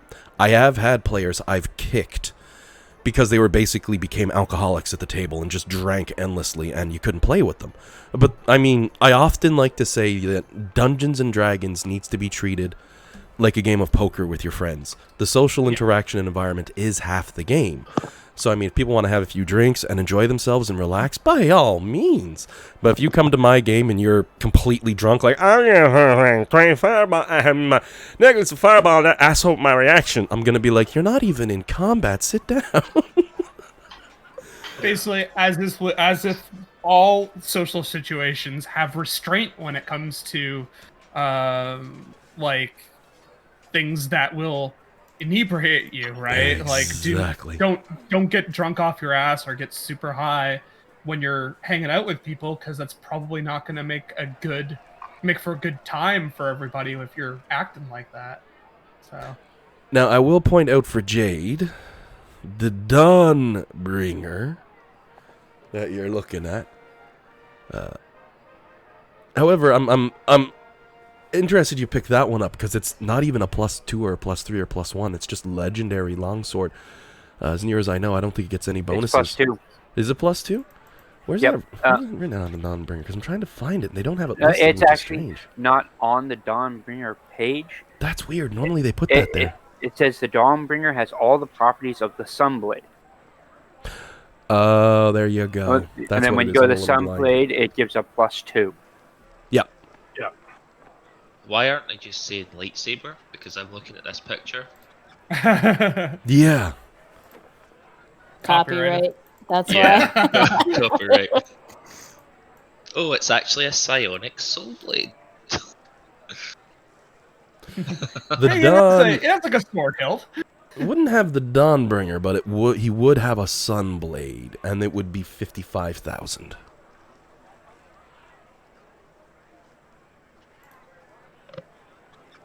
Just because the Dawnbringers actually got too much history and lore, you know? And Ascension. I don't mind sentient items too much.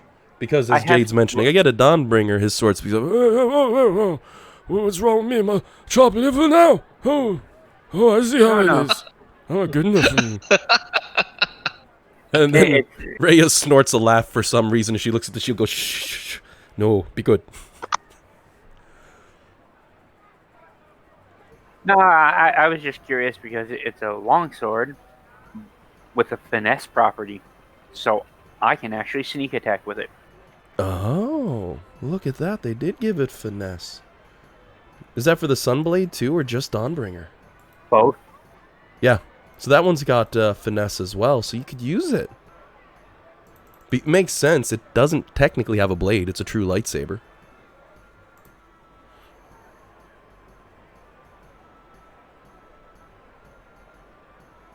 Okay. I'll pass that up, but the Infiltrator's key. Out of character. Does anyone know how to do the awakening thing? It's pretty much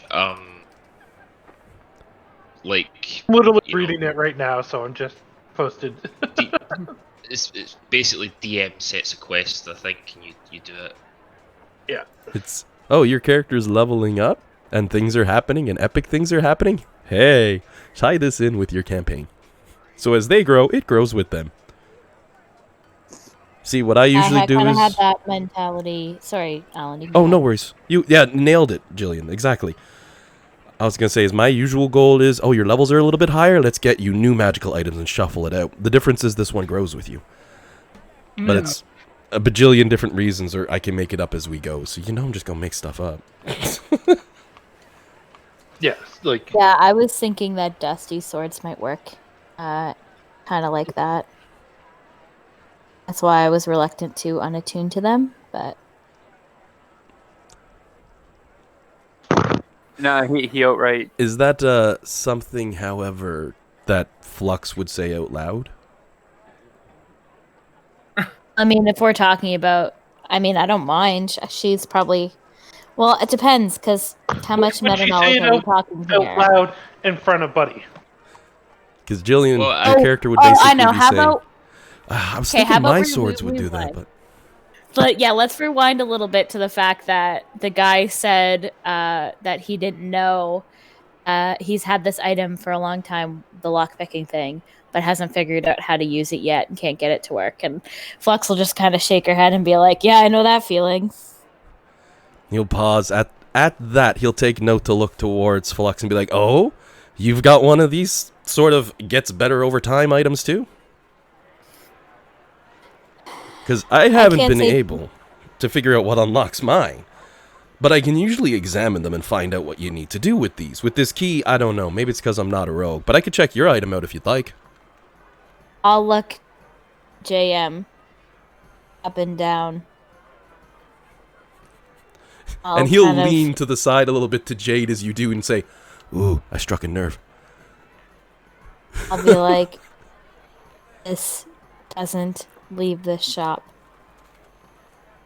He gives his jaw a rub. He's like, "The shop is leaving this plane of existence, though, so that shouldn't be too hard.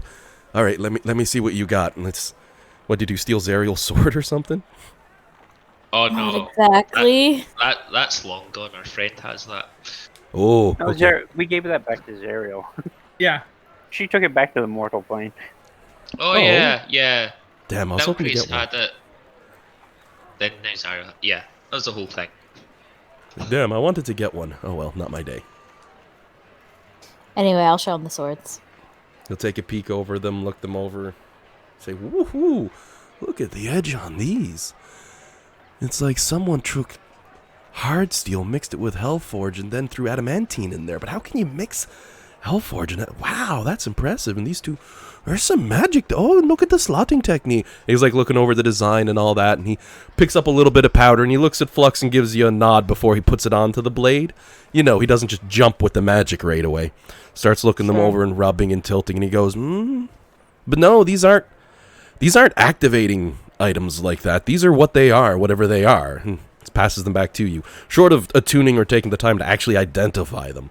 I don't know what they do, but I can tell you they don't grow like his blades, so you probably need to find somebody who can forge blades on par with those blades to figure out why they're not what you wanted. Wish I could tell you more, but I can tell you they're not like that key. Do you know anyone? He gives the back of his head a bit of a scratch as he starts thinking. He's like, "For that blade?" And he takes the blade back from you again for a second time, looking over the edge. "It looks like it, yeah.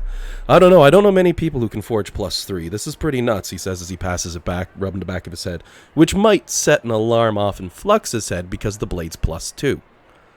I Yeah. mean, mind you, take these meta words and set them aside as him saying, "I've never seen a blade with an edge this keen with the magic forged to maximum power." And you're like, "But it's only about a quarter build." What? Because, you know, it wouldn't actually say these numbers in the real meta. But I'm a little lazy at the moment, and we're going to be taking a break shortly. He's like, "I used to know, I bumped into a beast of a man next..." You know what, honestly, short of Bel himself, the former ruler of Avernus, or maybe Matatok. One of those might be able to do something with this, but I ain't never seen a weapon forged like this. This is some potent shit you've got here. Be careful with that. Don't cut yourself." Flux will give him like a glare instead of a smile. Shrugs his shoulders. He goes, "I don't say I have a good sense of humor."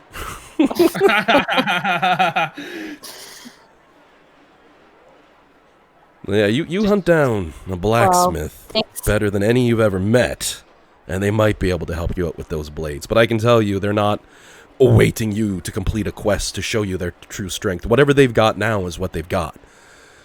So it's more than likely, if you think they should be better, they might be broken. And if that's the case, be careful with them. They might get worse. Magical items are a fickle thing, he says calmly.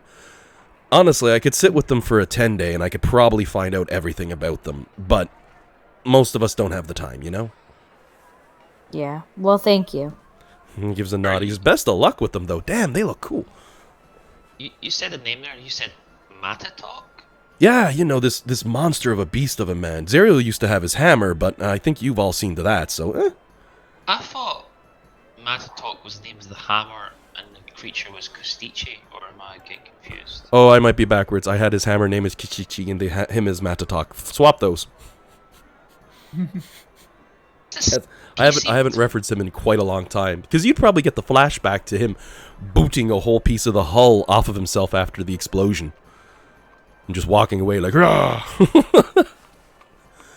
If he seemed as mad as a bag of ferrets. And James gives a nod. He says, "You would be too if you were chained up for as long as that poor guy was." Oh, so he just had to get the anger out. Maybe he's a bit more talkative. Then he points a finger at you. You're more optimistic than I am too. Huh.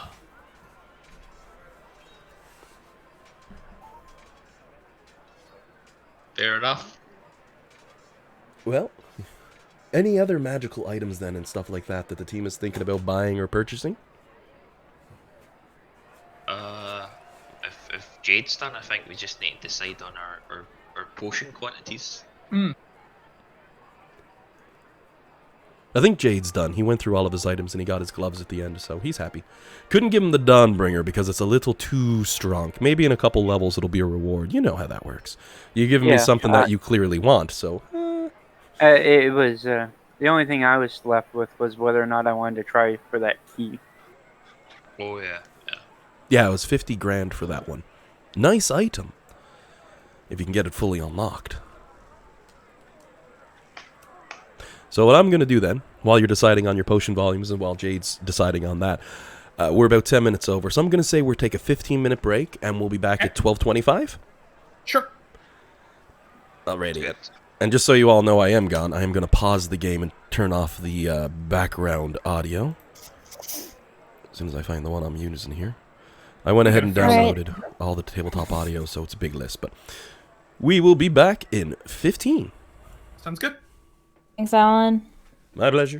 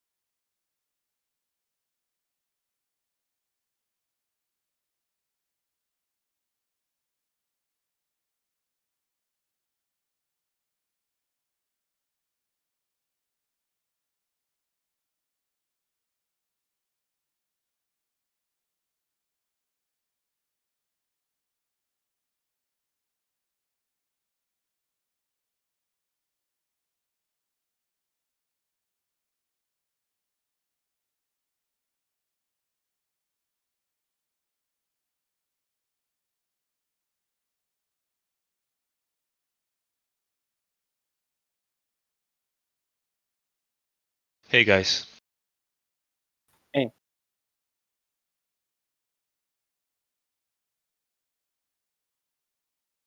Hello.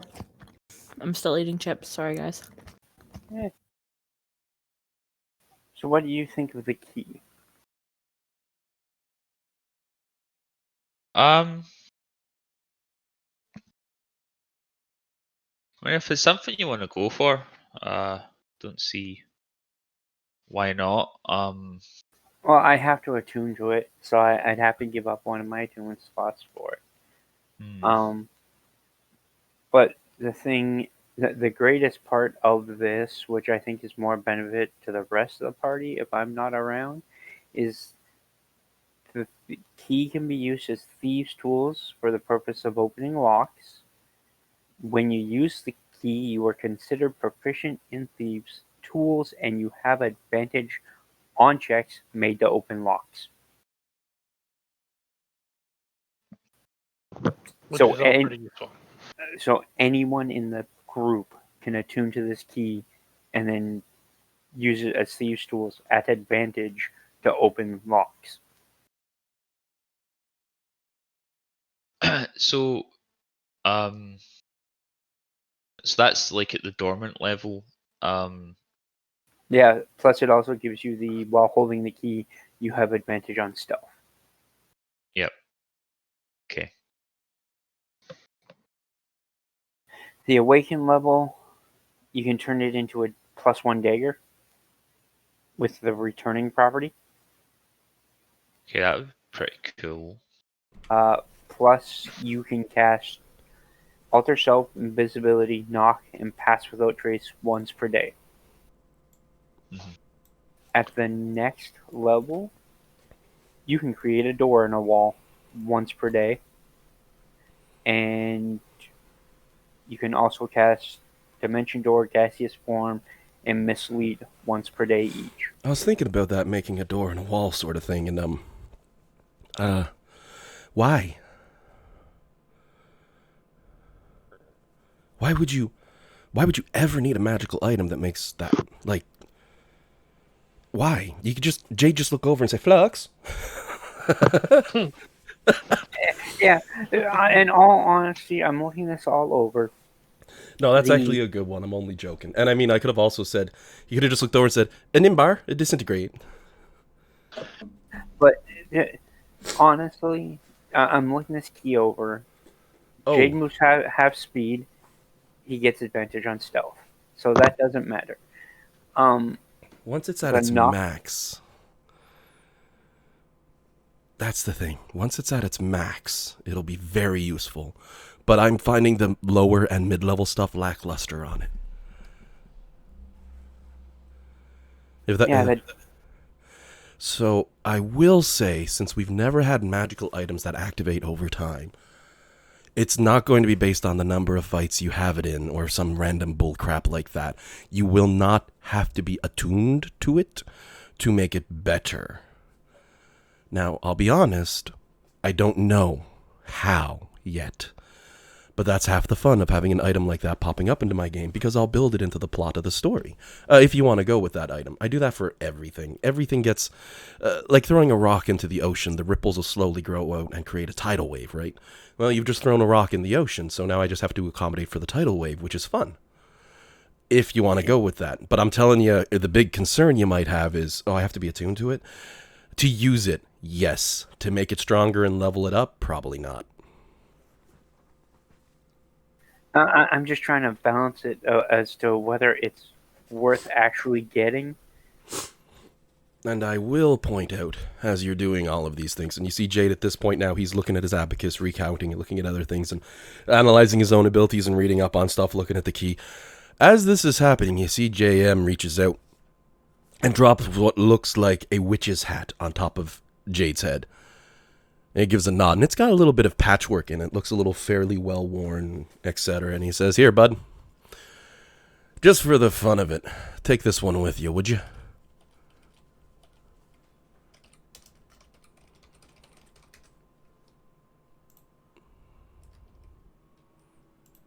Oh, and I'm gonna check. Is everyone back? I'm back. Yes. Perfect. I see Kieran's on I'm mute. back. Yeah, I haven't heard Karen yet. He might be a few minutes. The hat that he's dropped on top of Jade's head is a fun one. He's like, I got a couple of these. Met some weird guy back in Waterdeep some time ago. He said he had. I found out he was wearing one because I got that true vision thing going on. He says with a nod, which is and then why I say invisibility is a bit wonky. I got that true vision thing going on, so I saw through it, and he said what it was, and I bought a couple off of them, and I've never really used them, so you can have one. So I hate that I was on mute for this, but legit, I was like, "Is that a hat of disguises?" Ah. So he does dump a hat of disguise on top of Jade's head. Mind you, it requires attunement, but allows you to cast Disguise Self at will, so that's really nice. And the person he's making reference to is Jarlax from everything. Dude wears a hat of disguise and has fun with it all the time. Every campaign I've ever run through Waterdeep, he showed up disguised using said hat and has severely derailed the campaign for me on purpose. And no one has ever caught him in any of my campaigns. And I did all 4 seasons of Waterdeep. I had him show up one time pretending to be Barnabas leading the Inquisition, essentially. And the team still didn't pick it up later when Barnabas was like, I wasn't there. And they're like, frigate, what else is going on? Hat of Disguise is a fun tool. And I mean, giving it to Jade. Give it to Jarlax? Oh, Jarlax has one, is the joke. And he's like, I met him, and it's I wanted to buy some off him, and he had a few spares, so I bought them. That's who it is. Sort of the meta game of referencing someone else. Yeah, no. Sorry, I recognized the name, but I couldn't place it, so I had to do a Google. It was bothering me. Oh, here, I'll get you his picture. No, I gotta get it now, man. I have to get it now. All right, fair enough. Yeah, no, I haven't read much of the Forgotten Realms. Actually, has anyone read a lot of Forgotten Realms? Not I read a very, some. very long time, and even then, I don't remember much of it. I gotta be honest. Right. 1 second here. I'll get his picture for y'all. I've read a bunch of the dressed stuff. Yeah, that's a good deal here we of go. the one I've read. I just read the first 3 Drizzt books, and then there was another story, and I'm trying to think what it was, and I can't ever remember it. No, I can't even remember what it's about. There you go, Jarlax. Yeah. That's how he was introduced to us too. Yeah, in the Look, Waterdeep, but that's technically spoilers. Actually, Dean, do you know of Zarzod for Sean Connery? Zardoz? Yeah. That's what that's a reference to, and it, honest to God, is an NPC in Waterdeep. So of course I had him talk like this the whole time to the party, because it was too easy. However, I feel guilty now, because, but he was still the man, so it's awesome. Yeah. It was a direct reference. I don't think every impression that you make of someone is technically making fun of them. No. I think it's just an homage to them. If you pull a Sean Connery and it's for a Sean Connery character, I'm with you, Jillian. That's an homage, because he was the man. Yeah. What I like about Sean Connery is that if you do his accent, you can do any accent. Because when he was playing the Spaniard in Highlander, that was the spot-on Spanish accent he had. Like, hey Sean, do your Spanish accent. She. Oh, Highlander. Man, that guy was the man. I'm gonna miss that man. The 2020 is not a good year. Gonna miss that man. Yeah. But yeah, they had him as Zarzod. He was leader of the Dryads. It was. If anyone's played Waterdeep, you bumped into that character, probably. Like, your DM could not have resisted him. But it was Jarlax in disguise. So, spoilers. Sorry for anyone listening if you're playing Waterdeep and I just spoiled it on you. The campaign came out years ago. Yeah, he ended up taking his disguise off for us, so we actually found out it was Jarlax. There was only one time a player directly bumped into Jarlaxle. It was the very end of the campaign in Waterdeep. As the bard was leaving the final dungeon, like, nope, I'm gonna go get and do some stuff and try to MacGuffin my way through this. Jarlaxle is walking to the dungeon, grabs onto him. No, you're coming with me. By what? By order of High Inquisition, blah, blah, blah. Look, I have authority. Come on. It was awesome. The book basically says at that point he just shows up, so, you know, it was good times. So then, back into the game at hand. Any other magical items? And I'll point out, even though you're not willing to give up your book, he is willing to still sell that spell book, but it's 5 million. He makes it very clear this is the original copy, no matter what anyone else claims.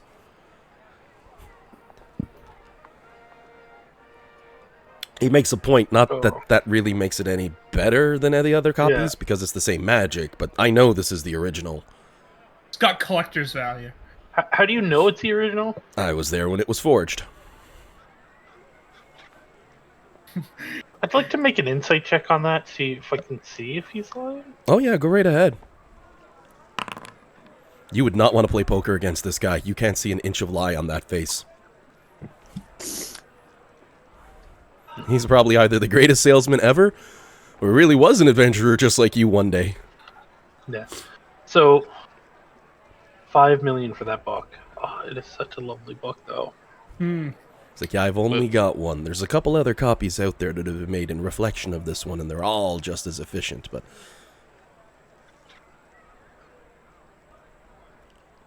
As for the other ones, you know, if you just want the regular, the advanced, and the super advanced books, you know, +1, +2, +3, they're 50,000, 250,000, and 2.5 million, respectively.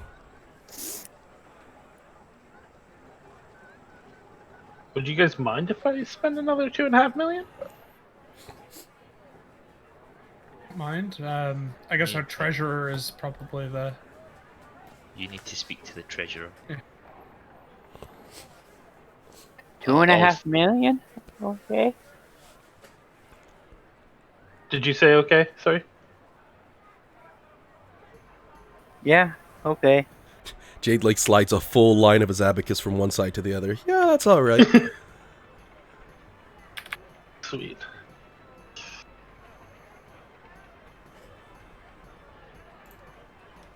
All financial decisions go through Jade. Yeah.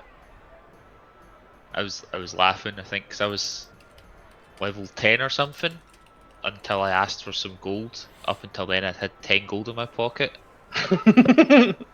Now I have 135.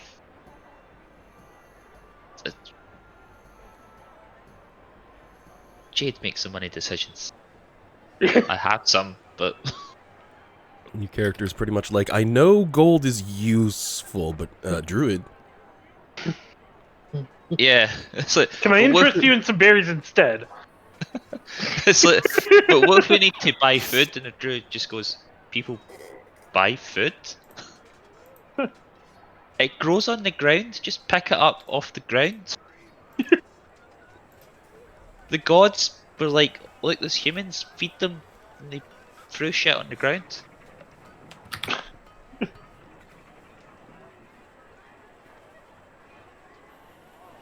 Rhea looks like she's about to say something in defense, then pauses and goes, well, the way the food tastes down here.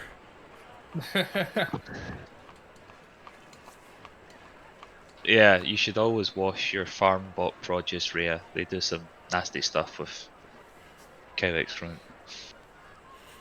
The bullet poopy, she says. I don't believe you. Exactly, bull poop.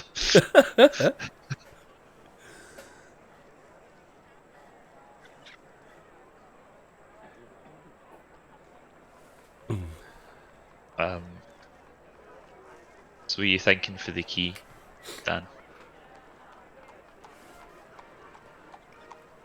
It would be a fun puzzle for Jade.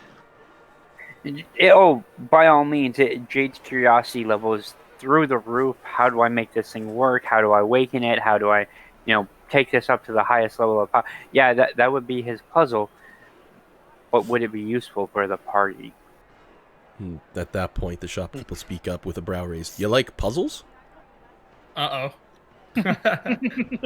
rummages Yes. around and pulls out a small arcane box, and Jade probably gets flashbacks to the one he found at the start of the Avernus campaign.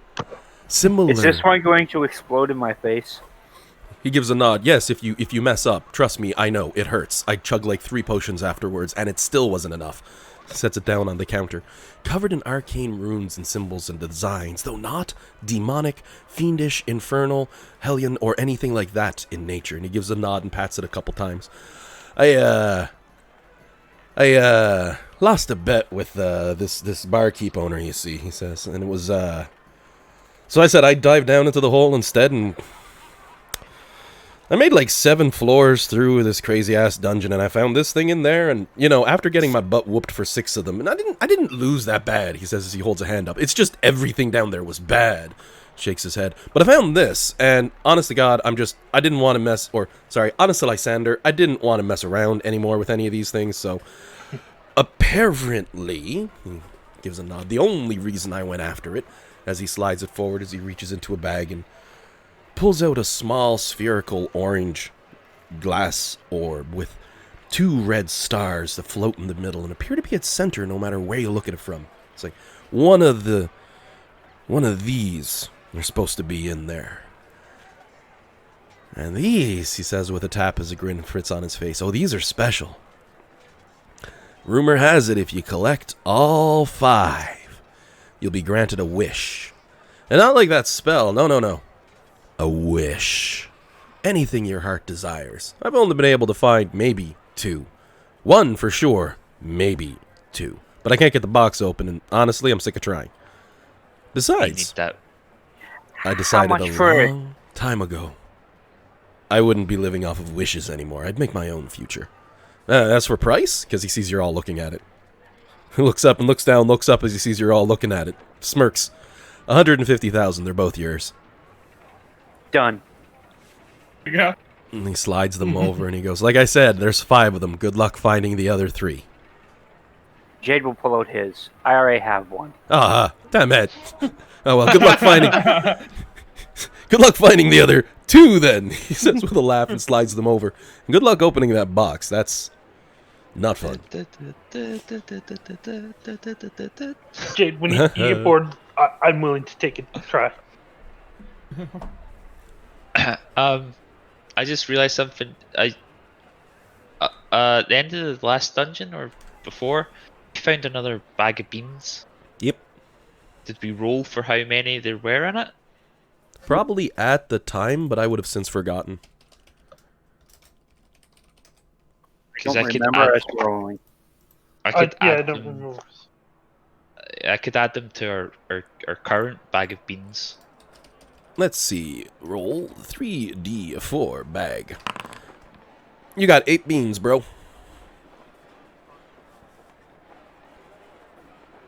Add that to our existing total. We now have 12 beans. Rhea leans over. Do they taste good? That's a Some difficult of 'em. question to answer. Yes.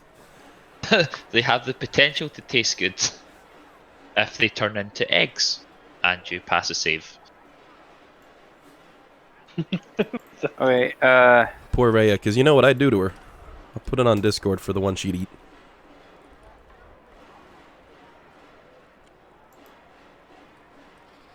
Just blah for quite a while.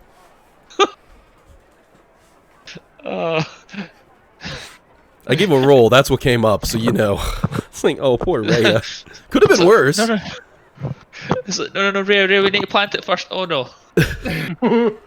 Frogs start Oh, coming no. out of her mouth.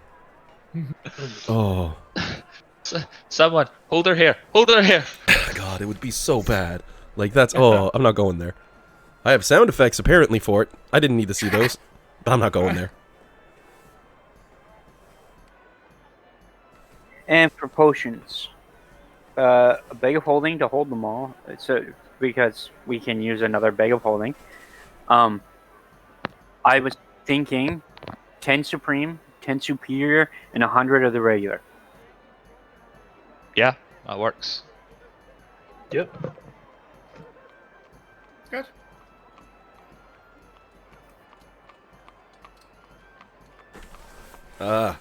he says as he tilts his head to the side a bit. Sorry, but I don't have 100. Only 99, as he slides them over.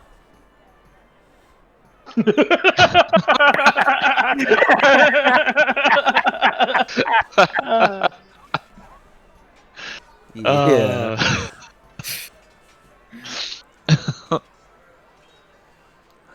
I couldn't help it on that one. But he does have the potions. Gives them over to you. Sells them to you.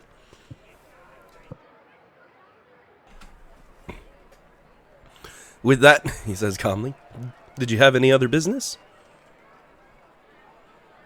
I feel like we're all shopped out, to be honest. Yeah. I think we did pretty well. Unless there's The anything. spell else you're using to create those portals to store all that stuff, is that a magic item or a spell you are using yourself? Well, he says, that's a self-cast spell. It's... Scratches the side of his head. I kind of enchanted the interior of this, similar to Mahadi does his. Very, very simple magic to create a demi-plane, but it does take some time. The difference is it's also an interconnected demi-plane. So all I do is I willfully create a portal here that I can go to into my own planes within the plane, similar to his, but they're only good for inanimate storage, so... I'm getting into mechanical details here, but in short, no, I can't give you that power. The wizard, meanwhile, is probably nodding their head like, oh, yes, that makes sense. Oh, demi-plane, yes. Pocket dimensions inside of a pocket dimension. That would work. It's a considerable power and time to set that. Oh, yes, right. I feel like Alec nodded for like the first couple and then just zoned out.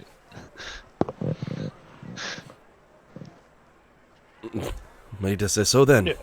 And I hate to be a little pushy and rushy to the best customers I've ever had, he says with a smile as he takes out what looks like a bottle of scotch, pours himself a little glass and puts that on the table. He says, you all can finish that. Don't worry, it doesn't taste like ass. Takes a sip. But I do have to ask, if you've got nothing else to purchase, if you would kindly leave the shop, because I am getting the, pardon the pun, hell out of here. Yeah.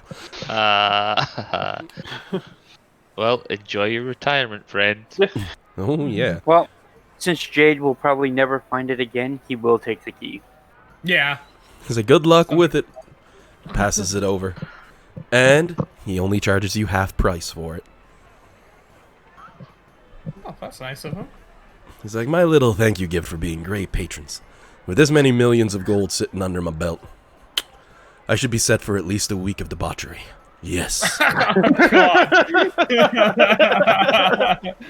God damn. We need That's to a find man who this knows how guy. to party.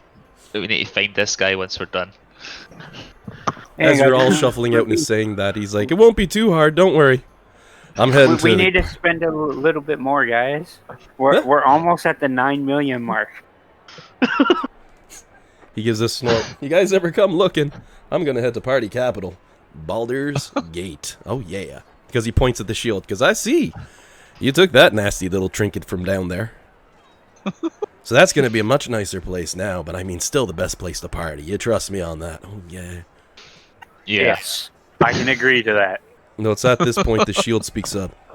And the whole team will hear this. Before he goes, ask him to set me free.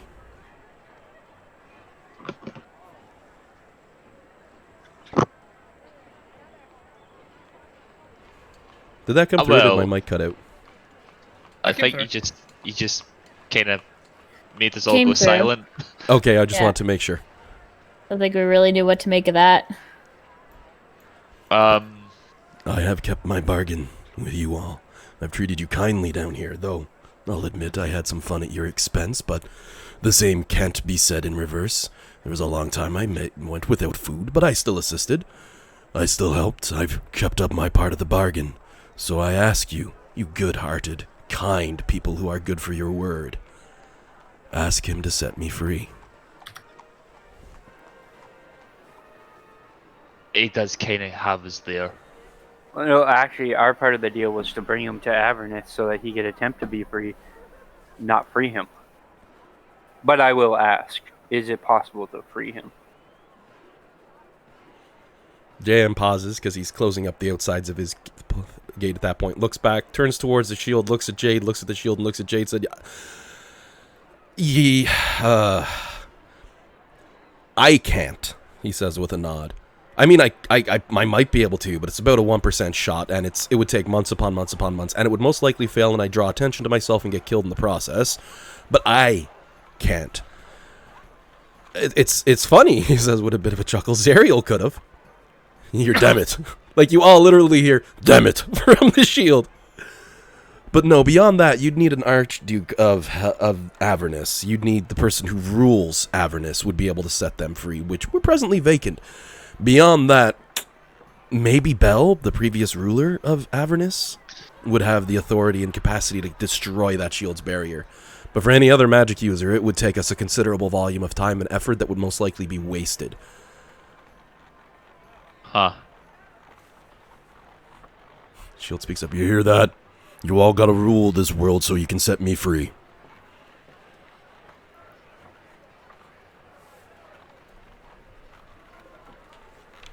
Super long shot. Super long shot on this one. I just remembered, because I had it on a separate page.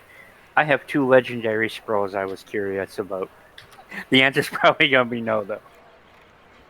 Scroll of Comet and Scroll of Trask Summoning.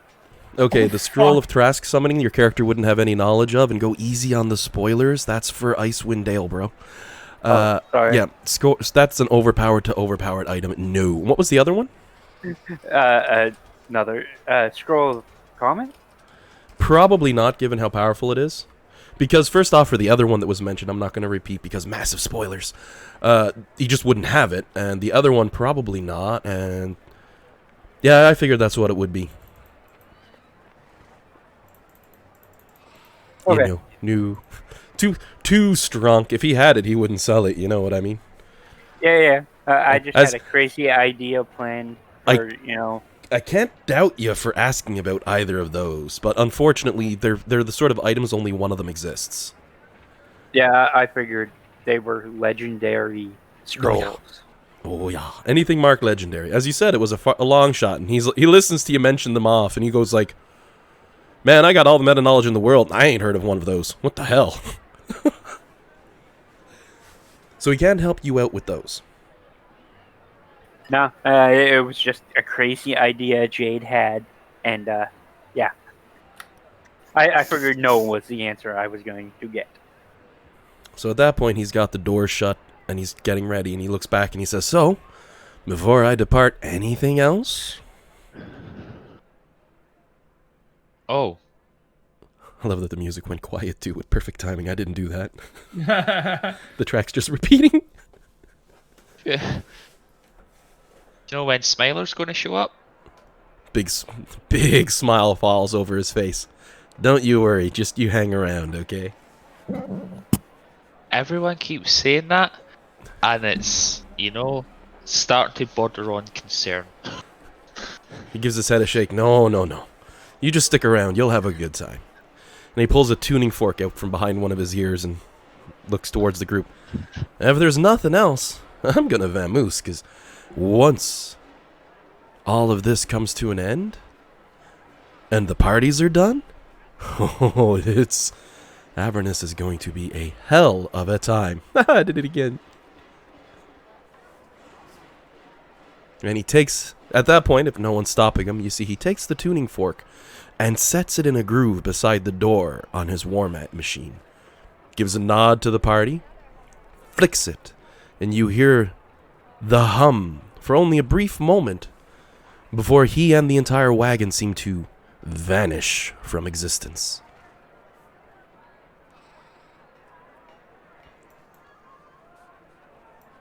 I bet we've missed a real clue as to who this guy actually was.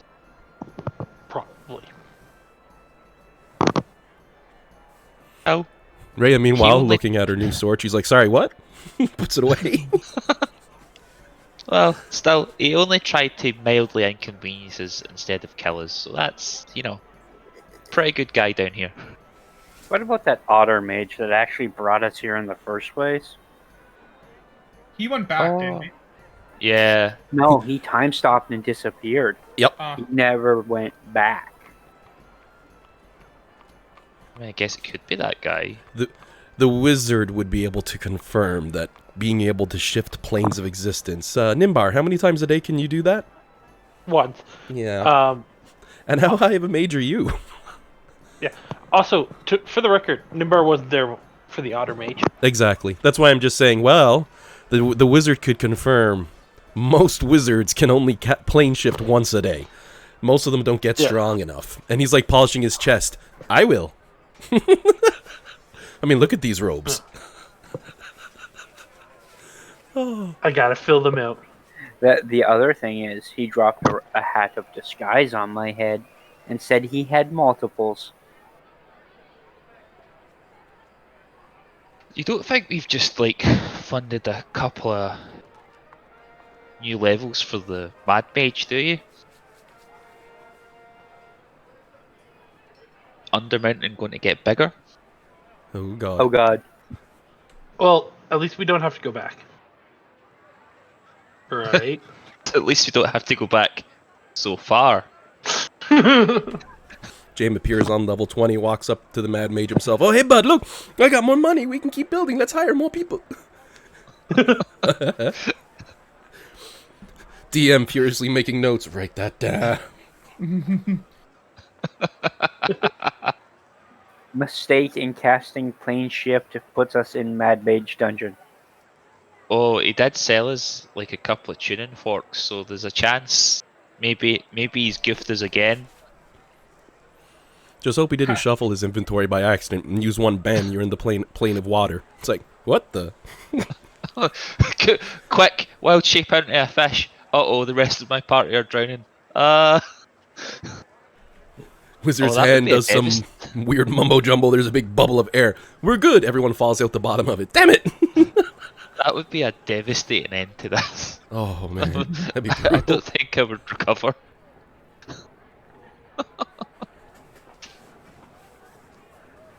All I got to say on that, though, is my last name isn't Gygax. I could see him doing it for a chuckle back in the day. So you're all still at the wonderful shops. I'm not sure if there's any gear you'd want to buy at this point from any of these people. Fireforge guys are like, do you want a sword? How magic is it? It's not. Why would you even? Rhea's rubbing her chin, looks over at the barber. I could use a shave, and then she laughs. Did Nimbar give you that belt?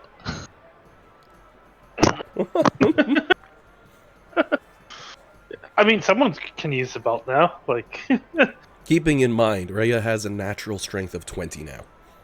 It'll be tricky to get that higher. Did sorry, you said does Rhea have a slot free? An attunement slot free? Nope. No. Okay. Right. I must have. Sword, shield, and boots. Sword. Oh right, it's the boots. It's the boots. Okay. Yeah. So I was going to say that the belt would boost her con, but I think Yeah. she'll give up flying. Alex looking over and he's thinking, maybe she should still have one magic item left. And you see she starts to float into the air slowly, goes about a half foot up, grabs Flux by the arm, lowers herself back down to the ground and settles. This happens like 2, maybe 3 times. alright. So now we need some time to attune to our magic items. I think the truest thing of all that, Flux might not even notice. Probably like, doesn't. Did I feel a breeze on my arm? Ray just gives her a peace sign. Friggin' 29 strength there. I'm not attuned to the items yet, though. Yet. Well, if we wanted a space to tune, there is a very expensive bar, but I don't know if we have the soul coins for it.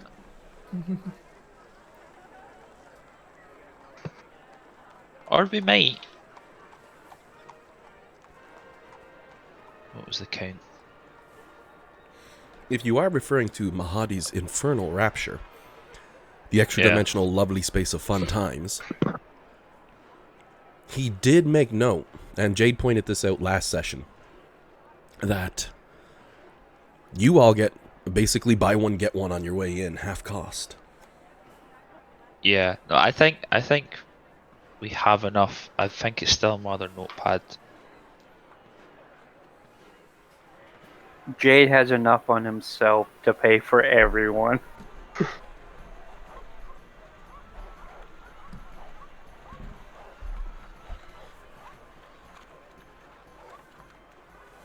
Oh, yeah, so see, what was it?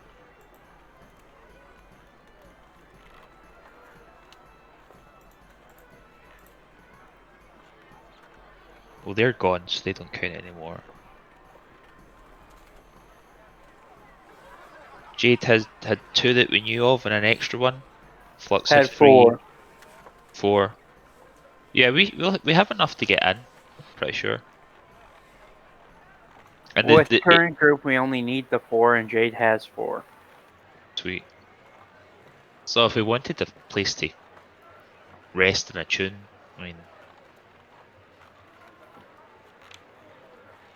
otherwise we're sat on the ship or in the street. I mean,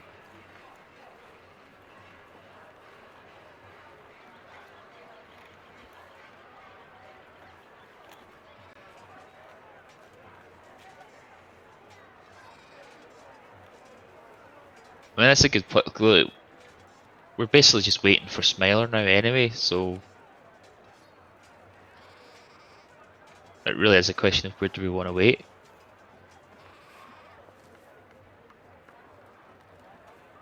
I mean, we need to wait for Smiley to show up, so why not wait in comfort? Yeah, that we yeah, we will be. I guess the soul's not being destroyed. We're just giving the coin to someone else. Still trading in souls though. Are we still funny about that, or I don't know where we stand on that anymore?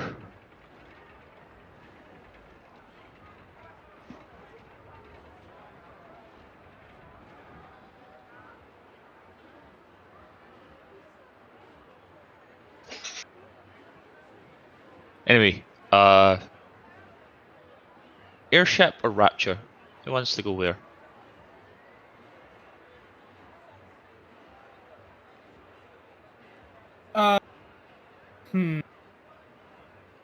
There's nothing else we'd want to hold on to those coins for, right? Like,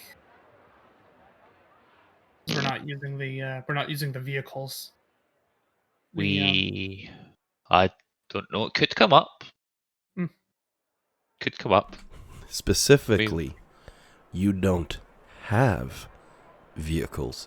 In fact, you notice Princeps has them, yeah. Princess Kovips has a huge armada. And in there, you can see a few of your vehicles, the ones that you abandoned at the cliff when Dusty made his triumphant return in the flying airship. He's like, guys, I have the best gift for you. Flux is extending her hands out. What do you mean, guys? And he goes, Oxford Dictionary said it was okay to... Everybody, I got this cool gift for you.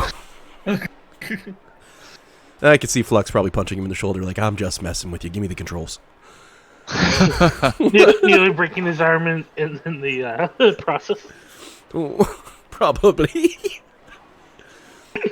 Crunch. I think your strength was in the plus 20s back then anyway. Without the attunement of the gauntlets and such, it's 25. Oof. Just go and break things. Break all the things. Just not the airship. All the other things. So the question posed to the party is, as JM's place just gone from existence, you find yourselves looking around wondering, okay, so are we going to hang on the airship, or are we going to hang at the Infernal Rapture?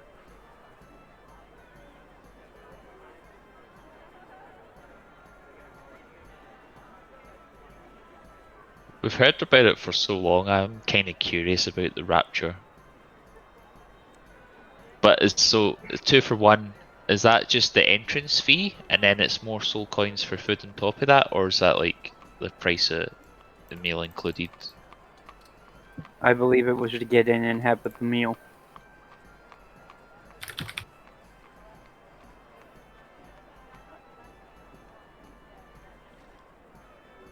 Infernal Rapture had a little bit of everything for a little bit of everyone.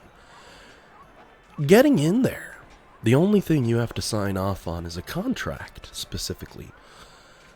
Anybody that enters that demi-plane must sign an infernal contract that prevents a very simple arrangement stipulating that you must pay for everything consumed and all services used before you leave. Entering the Infernal Rapture technically costs nothing. Oh, okay. Now, dining services. That can be cost. And it's soul coins. There's also spa services.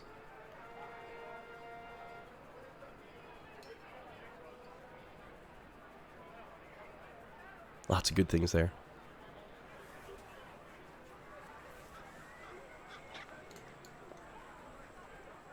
Okay, maybe that's a better question to pose. Do you want to take the new magic items in there?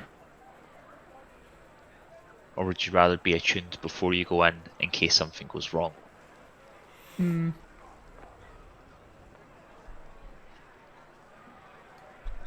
Because I'm pretty sure like part of the contract is do not start a fight, no violence, blah blah blah. No, that's straight when you walk into this place, too. So it's going to Yeah. hold true in there as well. The other note is there's no charge for your familiars, but wizards are only permitted one each.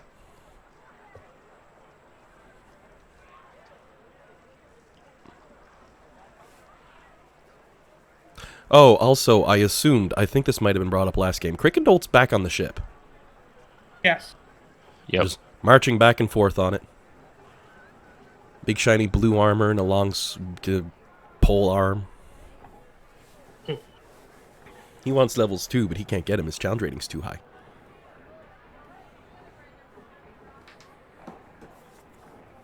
Technically so is a veterans, but I just downgraded Ray. You know what? We bought all this gear. I never thought to buy anything for Crickendalt. Ha! Oh. Crickendolt's pretty laid up for what he is, though. You guys got him in magic armor and a big spear.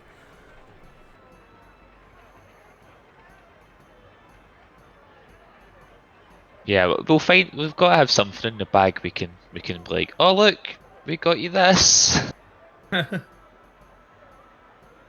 a See Flux quickly struggling. She pulls out a slingshot. We got you this one. He has to do that thing at Christmas where you pretend to like the gift. Oh, True. thanks. Oh, but you know what? Crickendolt's such a sweetheart. Truth be told, any gift he's gonna be like, you guys. This dude spent his existence in hell. You give him a pet rock, he'll be happy. Well, we'll get him the upgraded pet rock. It has a USB port. And I'm not even joking. That's an actual thing. There's a pet rock with a USB. That way it knows if you give it plenty of sunshine and take it for walks. Okay. Right. Let's just rest up on the ship for an hour while we get attuned and we can decide what we're doing.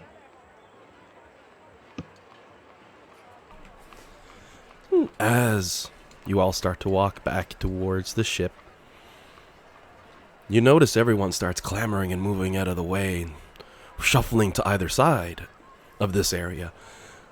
The top zone soon coming too full for you to be able to get through with too many people. Same for the bottom area, but this whole center zone wide open. And in the rustling confusion is when you hear the explosive thunder breaking through, coming in from the east. And the deafening sounds that follow.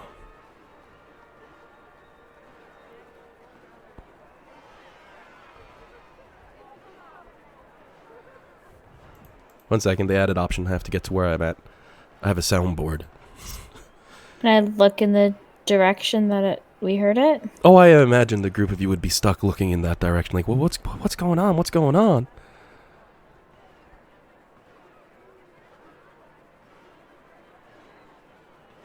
Then you Jade start. is also looking around to make sure that we don't get pickpocketed. And you notice that the various fiends and demons and devils and etc. stand here suddenly cheering and jeering, throwing hands into the air.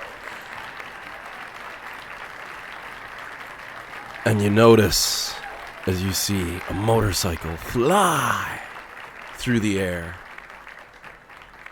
Jets of fire streaking behind it as it scorches across, jumping the entirety of the caravan from one side to the other.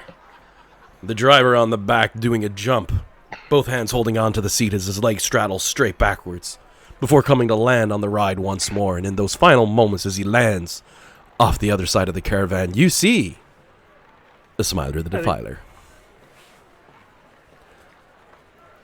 Doesn't take him long to pull the throttle and bring the ride to the front, walking his way into the Wandering Emporium, high-fiving people, getting hugs and laughs and punches to the shoulders, you know, all those good things. Unfortunately, he comes in the other side and is heading towards the Infernal Rapture. Mahadi beside him, clapping him on the shoulder, and you can see congratulating him and etc. God damn it. Though you do see one person muttering beside you, "Oh, I wanted to see him crash." And then people passing soul coins back and forth. Y'all been dealing with real money for a little while in D&D. I forgot about soul coins. They seem to have made bets on whether or not he would have made the jump. I did call he was going to do a show. Rhea nods. You did.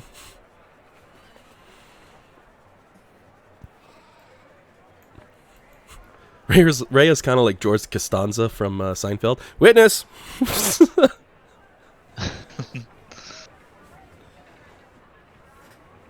Now, I will say he's en route to the Infernal Rapture. You probably could shove through the various groups of people, well, monsters, between you and them to get to them before they get there, or you can just follow them in. I don't want it to seem like the DM's forcing you to go to one spot. Quite the opposite. I want you to still have your options because the party made it clear you didn't have the intent to go there. You were like, no, we don't want to spend soul coins. We want to just wait for him. This would have happened if you went towards Infernal Rapture or if you left. So you know. Okay. It's entirely up to the team what you want to do.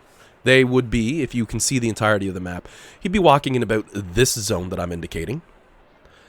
And the team would be over in this zone that I am indicating. Alright. I'll try shouting for his attention. I'll shout in Sylvan. I imagine that's not a language that's very common around here. It might stand out. Go ahead and roll me a charisma check. Unless you've got a skill that corresponds to charisma that could be useful. You have advantage on the roll due to using Sylvan. Okay, this is just going to be a straight roll, you guys. Because I have a +0. Yeah, but did you guidance yourself? I thought I wasn't able to guide myself in like spur of the moment things like this. Okay. Well, you can take a deep breath. That's kind of like doing guidance. Okay, right. I'll get a D4 then. Yep. So long as you have time to think about it, because he's going to be taking a few steps. You're not dodging a sword in combat here. You're going, oh, you know.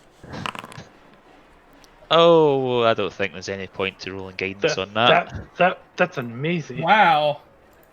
Huh. Double 4. No, that's a 1 and a 4. It's worse. 8. Oh, okay, you're right. Sorry, it looked like a 4 because of the line. Hey, it's Smiler. Oh, hey, you coming to click.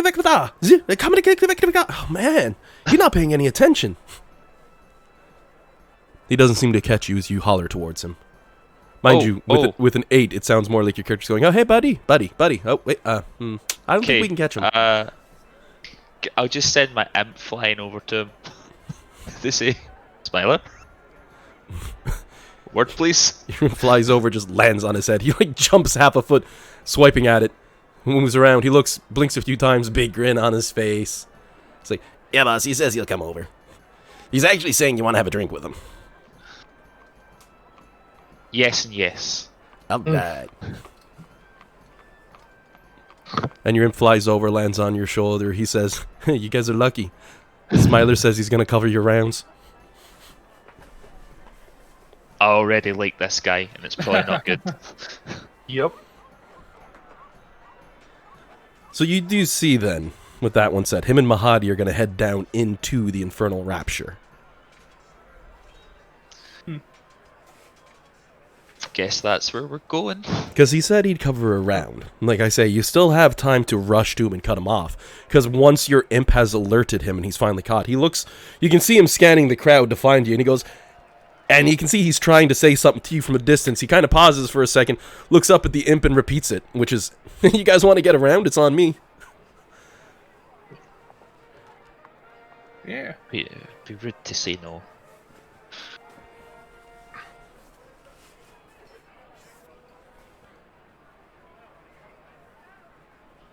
So I guess we follow him in. Yeah. And so you make your way in, along with a good chunk of others, though you do see a lot stop before entering. Unfortunately, the best way to describe this place as you walk in is, it's made for the high rollers. Not your average, everyday fiend can be walking into such a beautiful demiplane. The first to be assaulted is your nose, because you can no longer smell the dirt, grime, and brimstone of Avernus. And your ears next, as the rupturing sound of the rapturing grounds fades behind you. And comfort, as the temperature balances out. You find yourself walking into a beautiful open-theme bar.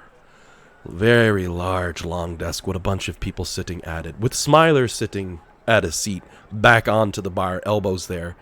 Mahadi seated beside him. Smiler in the process of explaining out a story while taking a drink and laughing. They see you and they give a wave, of course, and unlike most people who are being stopped at the door, your group's being allowed through.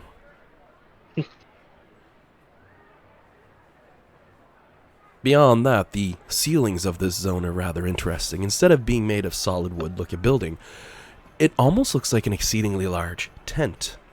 Light almost glistens through the gaps made by the ceiling area. Truly a rather pretty place.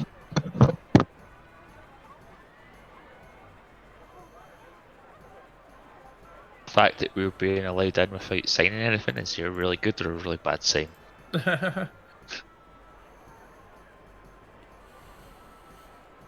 Could be an automatic thing as soon as you walk through the door. Oh yeah, that's true. That's probably what it is. As the party's saying these things as they're all walking forward. Meanwhile, Rhea and Flux are probably standing side by side at the front of the party like, someone's going to jump us. I know someone's going to jump us. We will defend them. Being the tanks that they are. Admittedly, it's more like Flux towering over everybody with people following behind her because, you know, giant monster lady. Very dangerous in combat. Best way to be. And as you're walking in having these conversations, Mahadi themselves, he gives a smile towards you, says, Yes, you are quite correct in accepting his deal and coming in. You've accepted my rules, which, as said, pay for everything before you leave, friends. However, that being said, and he waves a hand, as you see sheets of paper appearing across the seats between himself and Smiler and that, you know, at the bar. Please, by all means, feel free to have a seat and enjoy something off the menu. Smiler has been kind enough to share some of his gains in his payment for today's venture, and believes you all deserve a good, fitting meal. And he pulls out, Besides, now I can finally mark off that I owed you a favor. and he draws some lines on a clipboard and pauses. He goes, Very strange, however. I have these for BOGOs, and you seem to be one person short. Oh well. marks it off. Sorry, you owed us a favor? Ages ago, last time you were Ages here, ago, he he said promised half us off. for half off. Ah, okay. He's marking through, and he goes, And though my notes indicate one more, I don't see another with you, so I'll mark that off.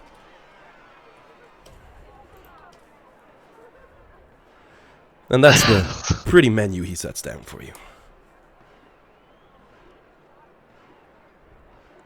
However, He says with a nod, though not all parties are present, I must state this does relinquish me from my oath to you, thus making the deal complete.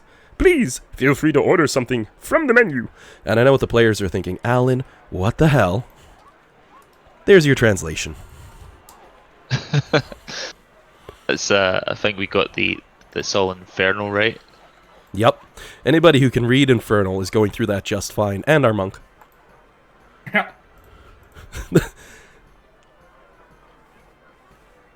Oh.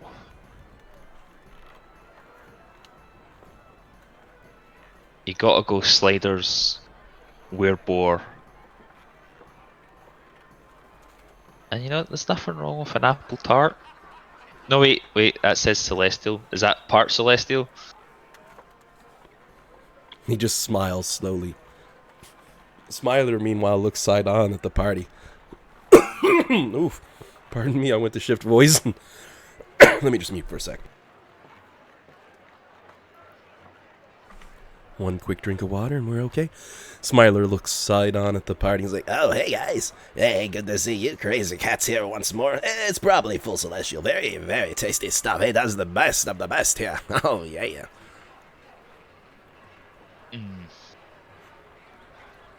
Maybe That just which, go with- you notice, Smiler, he gets his main deal, which is the deep-fried miniature giant-spaced hamster, seasoned to perfection with rosemary, basil, thyme, and tears, which is on this nice spittle that he's spinning around and biting from. Minsk would be horrified. That's out of character. What was that, Dean? Minsk would be horrified. Poor Minskin Boo.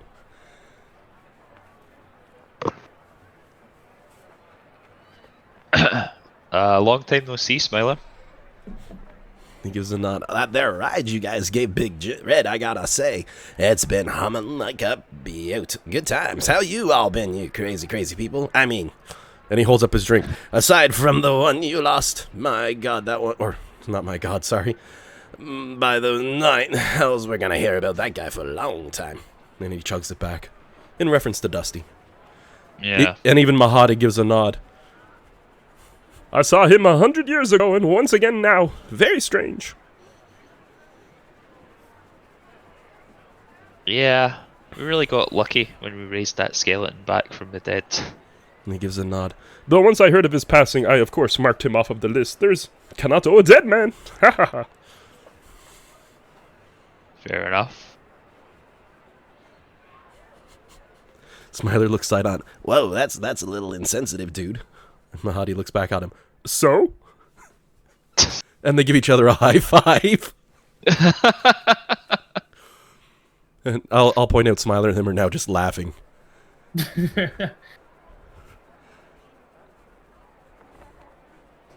Well, thanks for the food, Smiler. But I guess like anything down here, we no one ever comes to just hang out. Maggie sent us your way. No, what's that crazy old hag looking for? She doesn't want back that there microscopic lens flare, does she? I'm still using that. I borrowed that fair and square. She said I could keep it for at least a couple of years. That didn't come up actually. Oh, good. All right, what's she want, that crazy old hag? She says that you had information that you could share with us. He gives a nod. Oh, yeah, I know what you're after. No problem. See, you have to dilute the mixture with 2 shots of the ichor to the normal fuel intake that you would use for your ride. And oh, shift, it'll go. Yeah. How do you think I made the jump? Oh, yeah. No. Yep, not quite, Smiler. This information was in regards to a pair of swords. There's a bit of a pause at that point. Sets down what's left of his food as he picks up another bit of a drink. Oh. Well, that's not really my department. The Salamander brothers nearby or wherever they are. I don't know. I don't shop there. I don't use weapons, you know. What you looking for in swords? No. We're looking for these swords. The swords. Nods his head again. You know, the swords that all the big bads are looking for. gives another casual nod of his head, looks towards Mahadi, looks towards the rest of you. Well, can't say I know shit about that. As he stands up casually and picks up a second drink and chugs it back and sets it down. Looks at Mahadi, gives a wink. Mahadi chuckles, says, well, that does mean one simple fact, my friends, and you're gonna pardon me, I'm gonna retire for the night, as per our agreement with Mahadi. Though if you're looking... Then he gets a bit of a serious look on his face as he looks side on towards you. You're gonna want to go ask Mahadi. Who do you think sent me after them? I haven't been very lucky. Then he casually walks away.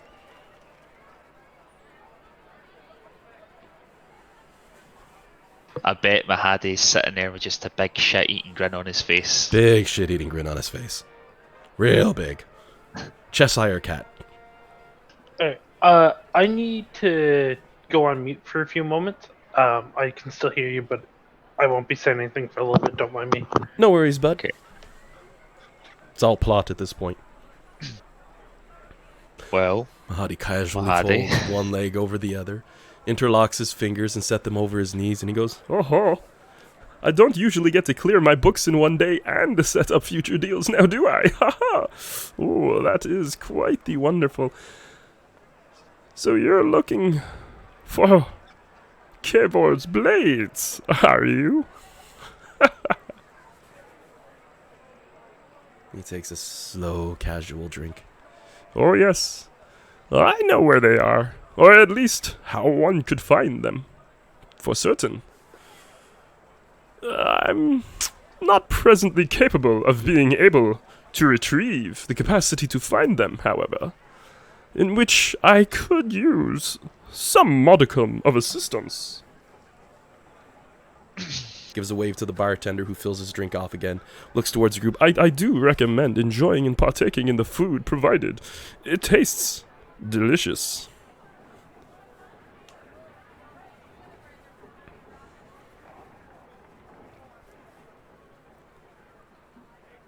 Takes a nice, slow, long drink before nodding and looking back towards the group of you. you say that you want them... Oh, sorry. Oh, no, you go ahead. You say that you want them retrieved for yourself, presumably? Well, the way I look upon it, these blades should be removed from Avernus, because any warlord or any monstrosity who gets his hands on such a thing down here, why, he could very well rule Avernus, one would assume. So I would like to see them removed from the equation. However, I would not be above helping someone find them. But I will most certainly require a favor. What kind of favor would that be?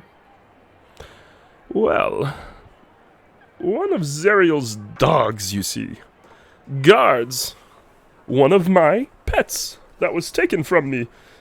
Unlawfully, I would add. And I will require it returned safely and alive.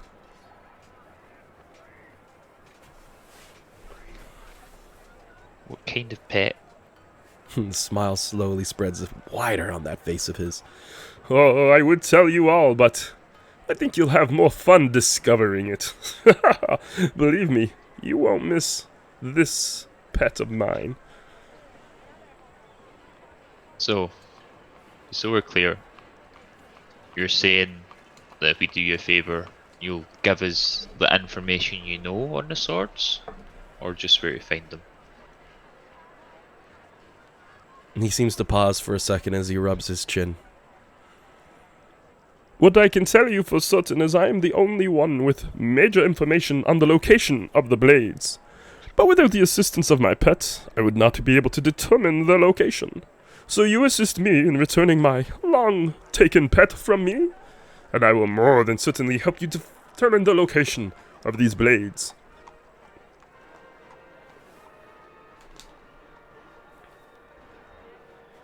Gonna be something funny later when he's like, They're on her hips.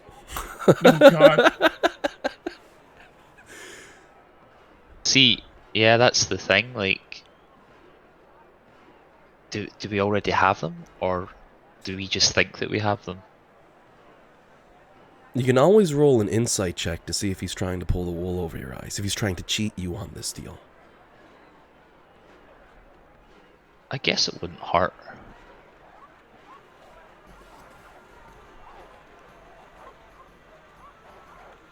And that insight check is open to anyone in the group to roll.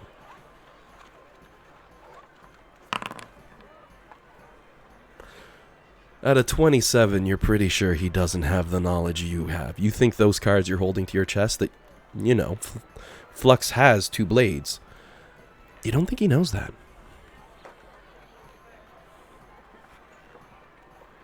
The arrogance, the cocky attitude, the I'm holding stuff up on you, doesn't fit. With a 27 on your insight check, I mean, come on. Yeah. Okay. Right, so he's basically bluffing. Like, he doesn't know the information. He just thinks he knows of a way to find that out. Kind of where you're leaning at, yeah.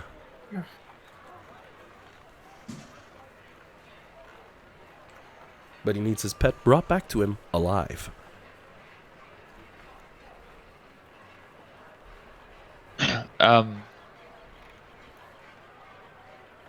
So say we do this, we get your pet, you tell us where the swords are, what then?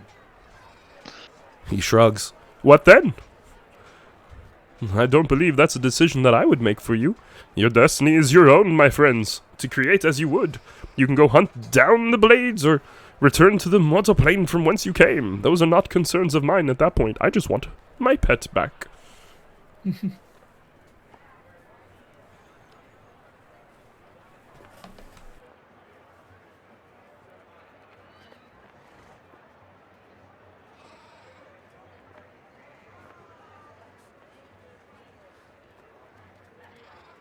But you think he's... I've not said anything to you guys yet, because Yeah. I assume that that he's like right next to Alec just now if we're talking.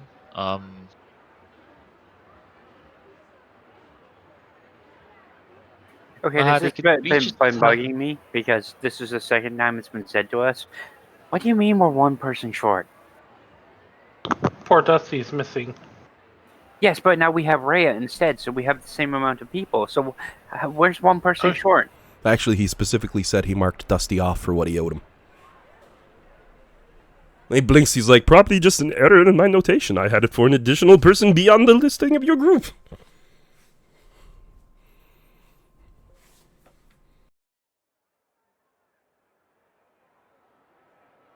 Can we just have a moment of privacy, please, Mahadi? Need to talk to my friends. Ah, certainly. How about I assist you with said moment? As he waves a hand and you see a doorway appears in midair. Mind you, situated on the floor, opening slowly to reveal what looks like a gardenscape place with a fountain in the middle, bright sunlight coming down, and a little bit of seating and theater around it. He says, One of the many rooms I offer to my patrons. Please, by all means, avail yourself to it for as long as you would need. then he holds a hand up. At no charge.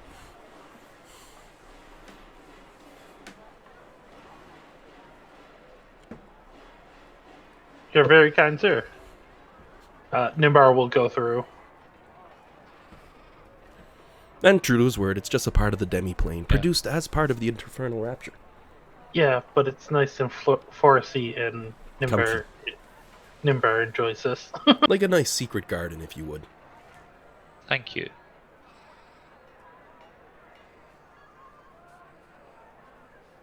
And though it is most certainly a creation not of your world, and isn't the world you came from, and feels different, it's still natural and not something negative turned good. Something that was created out of thin air to replicate what you know. A very nice experience. Kind of like the holodeck, but more real. Okay. Well, if we all go through, Yeah, I'll go through. Yeah, sure. I don't have anything that I think that could help. Oh, maybe. Once we're through. Oh, no, wait, I can't do that. I can't. Right. No. Okay. Scratch it.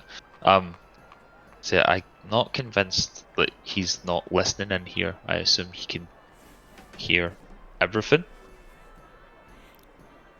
But Rhea, who's presently eating a chunk of werebore, she's like, oh, and just imagine her with her mouth full. I'm not going to do it because it sounds nasty. Oh, yeah, he's probably listening. I got no doubts. But at least we're trying. But he can't deliver what he's offering.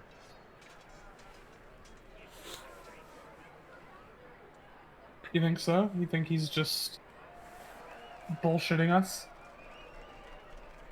I think more along the lines of, if we do this favor, he will get away to do it, but he can't do it just now. Like he thinks if he gets his pet, he'll be able to tell us where the swords are, but this isn't a good deal for us. Well, so it's not a good deal for us if we already have the sword. But we don't know if we do or not. So we could get the pet back, and the pet, based off what you're telling me, it's probably the pet has some way of tracking down the swords. So what if we just free and return his pet in exchange for a favor? Like an open-ended favor. Yep. That probably would be better. Because we have our own way of tracking the swords.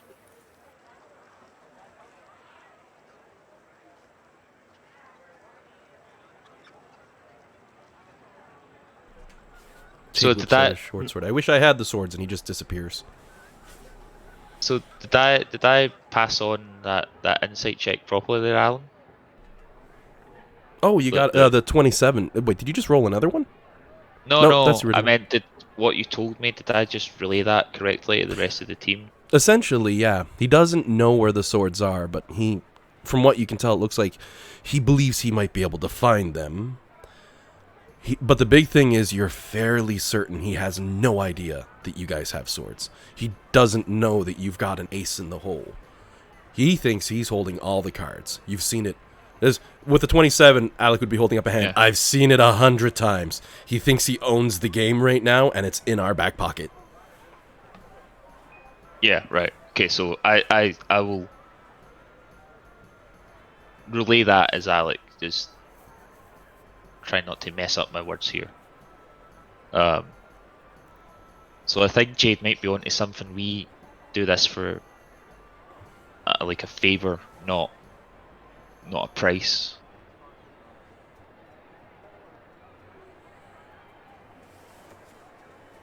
Because let's face it, he gets his pet back, he's going to find out where the swords are anyway, because he's got an interest in it. So if we have that favor in our pocket, he'll know that we know, and we'll know that he knows.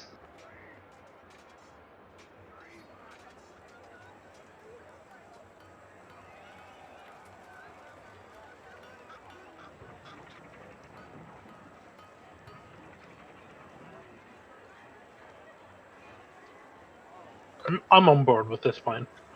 Okay.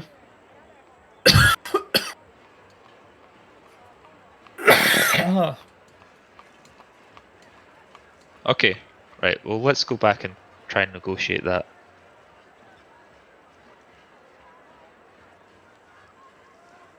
We'll leave negotiations up to our more charismatic players. Oh god, don't say that, that's not me. And as you're walking through the door, and they're like, I'm gonna leave this to you. I'm not that good at this. I'm not good at that either. But I don't think... You see Mahadi turns and looks towards you, smiles, and says, Oh, well, let me first say that, yes, indeed, I can listen in on those rooms, and yes, indeed, I did start to listen in on your conversations in there. You want to bring my pet back in return for me granting you a favor? Really? Do you know how many favors I give out? Such a random word. I tell you what, I'll sweeten the deal in my own regard. Once you've brought back my pet, What I can promise you is as I keep up on my side of the original agreement, you won't require said favor. So, sure, I'll offer you a favor. Or what I originally offered you. You can decide when you return my pet, which you'll take up, one or the other. Sound fair? And he extends a hand out. Rhea, meanwhile, mutters, "The devil you know or the devil you don't. Either way, they all suck." Yep. Couldn't have said it better myself, Rhea. Guess that's a deal. Yeah. Yep. Yep. And he reaches out and grabs a character's hand, gives a firm shake. He says, Wonderful! and since this is Dungeons and Dragons and I can use Schrodinger's rules, he shook every character's hand, but no one's hand. You know what I mean? You can all be like, yeah, he shook my hand and made a deal with me later. Anybody can say it because, yes, he shook a character's hand. So in essence, he shook all of your hands, but just the one. Yeah. Says, wonderful, wonderful. So then, As he sits back on his table and picks his drink up again for another soft sip. I am no fool to the actions in this land. So do me a favor, and I will do another for you. Show me your map, and I will show you where my pet is kept. I'll bust out the map. And he looks down, looks up, and he says, Ho ho!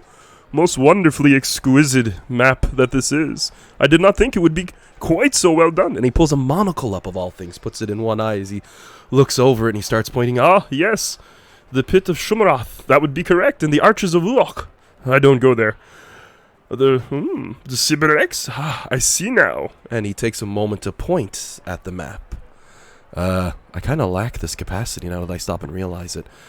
Because I'm going to pull up your journal entries here. Because I do have the map of Avernus as one that I can show the players. But I have no way to indicate what's on this map. However, if you look dead center on the map, go a little bit to the left and a little bit down, you will see what looks like Sauron's tower with the eye floating in the middle of it and a big glowy field around it. Yep. Oh yeah. That. He points at it with one finger. Ah, that is where you want to go, my friends. That is where they keep my pet. However, I would recommend walking at least a kilometer to it. Land nearby. I know you have that wonderful sky vessel that streaks across Avernus, but do not fly within range of that machine that they've forged, or I'm certain it will destroy your airship. And he pauses Is and good to know. gives his chin a rub. And if I recall, you had a fiend traveling with you as well, a bearded devil. Yes? Yes. Yeah. And he leans forward. Should you wish for him not to die, leave him on your ship as well. And nods. It is always precarious to deal in Avernus, which is why I'm sending you after my pet and not doing it myself. Good luck to you. Try to come back alive if you would be so kind. I don't want to send another troop after this. But if you fail, I suppose I can entice them with the dreams of an airship. That would actually be pretty good.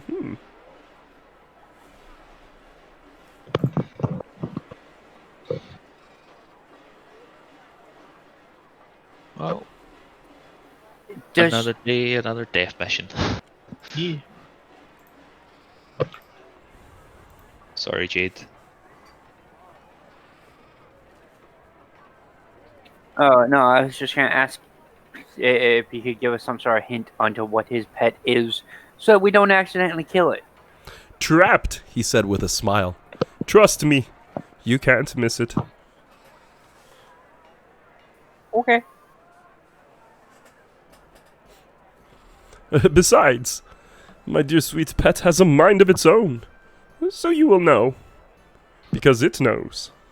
I'm sure it misses me terribly much by now, and I am in need of it. So, if you would be so kind. With that in mind, however, Mahadi does still offer you lodging for the remainder of the evening. If you notice, the in-game clock has been ticking. It's 4:23 p.m. He does Is make this- note that his offer only covers lodging, not spa services or further meals. Those would cost soul coins. Okay, but the lodging won't cost us anything. Nothing at all. He's And more we've than just- happy to make any number of rooms you would like in the Infernal Rapture for your enjoyment. And we've just eaten, so I guess we probably wouldn't need dinner again. Now, did you all eat? Because Rhea is. I'll say that. She's like, forget it. I'm hungry and there's weirder things we've eaten. Well, Nimbar would have eaten the. Yeah, when Smiler was buying, I think Alec ordered the boar. Yeah. Yeah, I would have probably got that too. Jade would have eaten. He's eaten worse. All right. And I'm assuming Flux probably jumped in on some food too. Yeah, if everyone else was eating, I probably would have as well. Perfect, because there's one other nice benefit. Which I'll just throw into either of the chats. Okay. Jeez. Yeah. Jade remembered that. That's why he ate. Yeah, delicious food. I'd be more than happy to share with you and give you all the good stuff. So, with that in mind, I'm going to say it was 5:30 in-game when your players would have finished the feast, because I just put the clock forward an hour. So, 5:30 on the 17th of Hammer, you will no longer have the benefits of a hero's feast. And I'm going to make a note of that here. Oop. Oh, my phone's going nuts thanks to all these deliveries and stuff.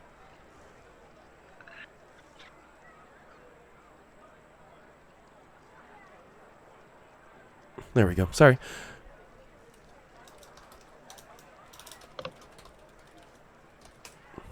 There you go. Just so we know. Heroes Feast effect for everybody.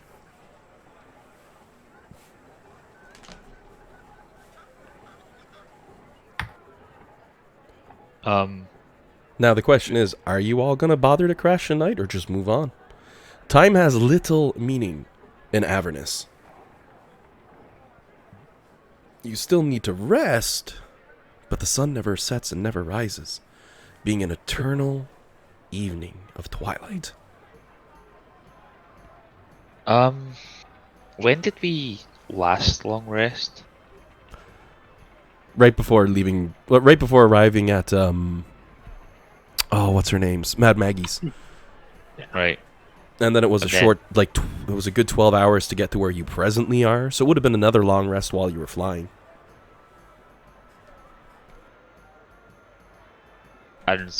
Right, so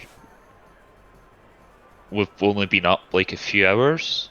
Well, you said it was a 12-hour. I think it's from about 8 a.m.-ish until now is what your characters have been running on. You were able to more or less round it off to a normal day. Okay. So, I don't remember how the time slots worked out, but I know 8 a.m. started your day, so at this point it's about 5:30, so... I love that game clock. Makes life easy. Yeah. so do we have an idea of where we are on the map? Like how far we'd need to travel? Following trails, you think to get to there from where you are would take maybe 6 hours. Maybe 6 hours. A bit of a trek across the face of Avernus, but not too bad for an airship. Okay. So do we want to like sleep here, wake up early, and go while we've still got the benefits of the feast, or do we want to? It feels like either way we're going to need to sleep at some point. Yeah. So we can either sleep here and leave super early, or fly there, then like sleep on the ship before we walk the rest of the way. There's a chance it's safer here. I would say so. I just don't trust this guy at all. Well, I trust him to keep to his word, but I don't trust what his word actually means. Get a very Fey feeling off this person without him being Fey, I feel as like far as I know. I feel like it's probably safer here than on the ship in the middle of the wilds of Avernus. Either way, we have to sleep. Do you want a bed or do you want the hard floor of the ship? Yeah. I say we take the offer. Okay.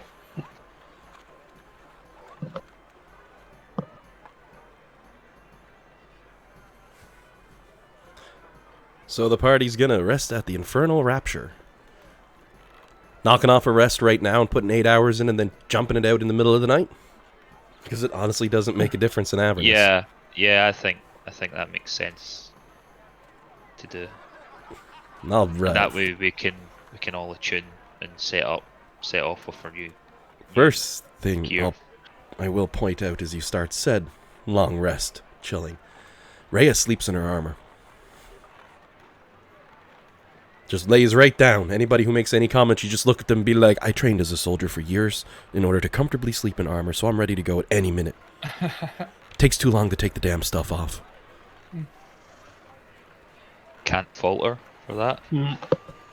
A rather impressive feat. I'll be honest, usually you need a feat to be able to do that in D&D, but I wanted to give Rhea something a little special. So, she can sleep in armor without worrying about exhaustion. Alright. Okay.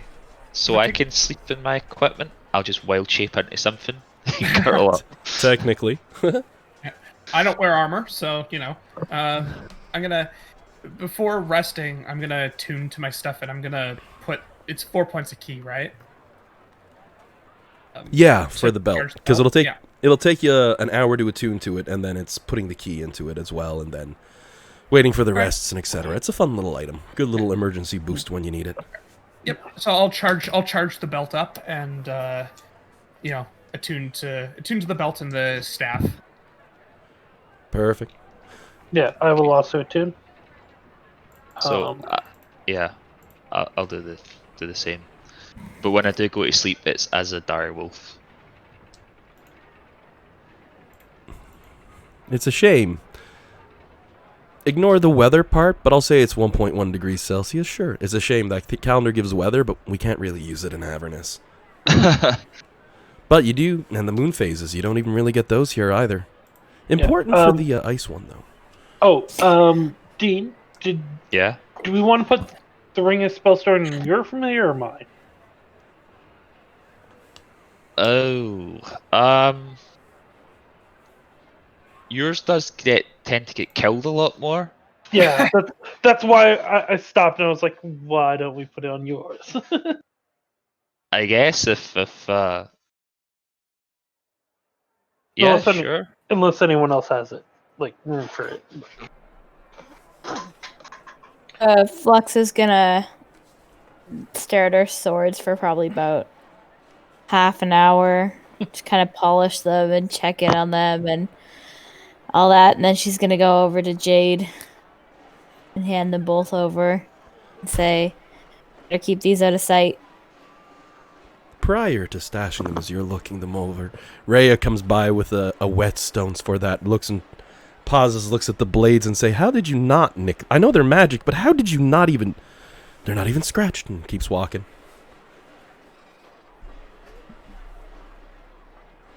Okay, just to make them sound even more special. so we had... You said it's like a 6-hour trip there? Yep. Oh, I'm trying to think what spells crafting. It says a day. So is a day like the full 16 hours, or just a day anywhere? Are you thinking you're finally going to crack that book and try to grab a spell out of it? Actually, yeah, I should quickly grab those spells.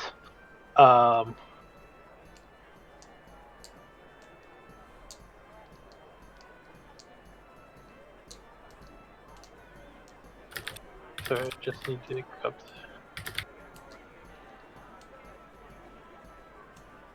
the... Yeah,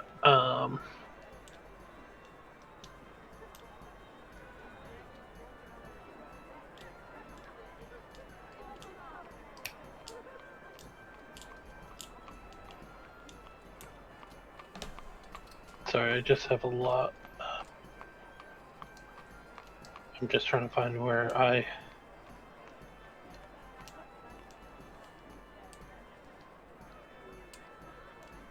Here it is. This is the right one.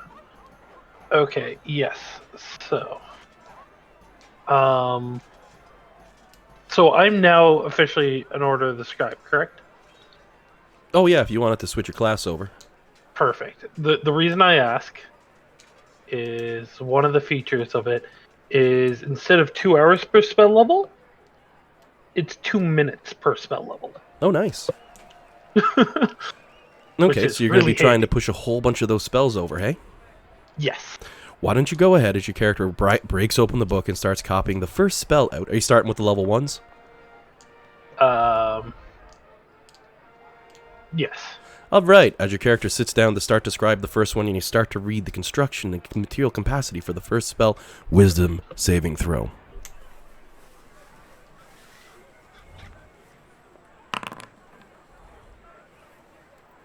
With a 17, you can feel... Now, you failed, I'm saying, before I go on any further, because I know you have powers. Hold up. Sorry, something happened, and that did not... 1d20 minus 1? Yeah, no, that's not right. What's it supposed to be for your wisdom save? I'm pretty sure... You are a clothy wizard. I'm just double checking. Yeah, intelligence and wisdom are my saving throw. For some reason it had constitution and not wisdom. So it should be +4 instead of -1. So yep. Well, that's +4 for your stat. Is it also your proficient in wisdom saves?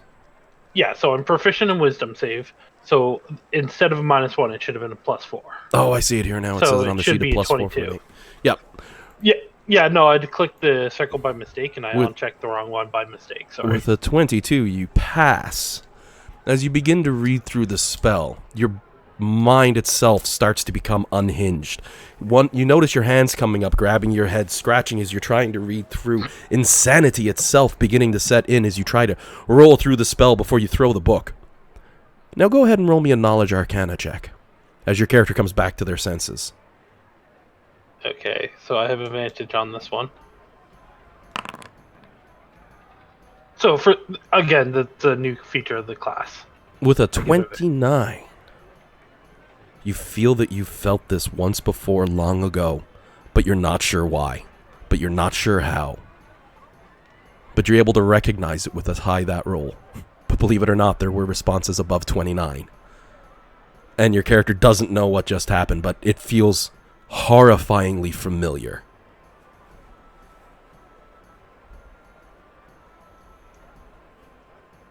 Okay. So, am I able to copy it, or? Are you going to take a look at another spell in the book? Because you know you can't get that first spell out. Just trying to decipher the magic almost broke your mind. It feels so familiar for your character, too, and you don't know why.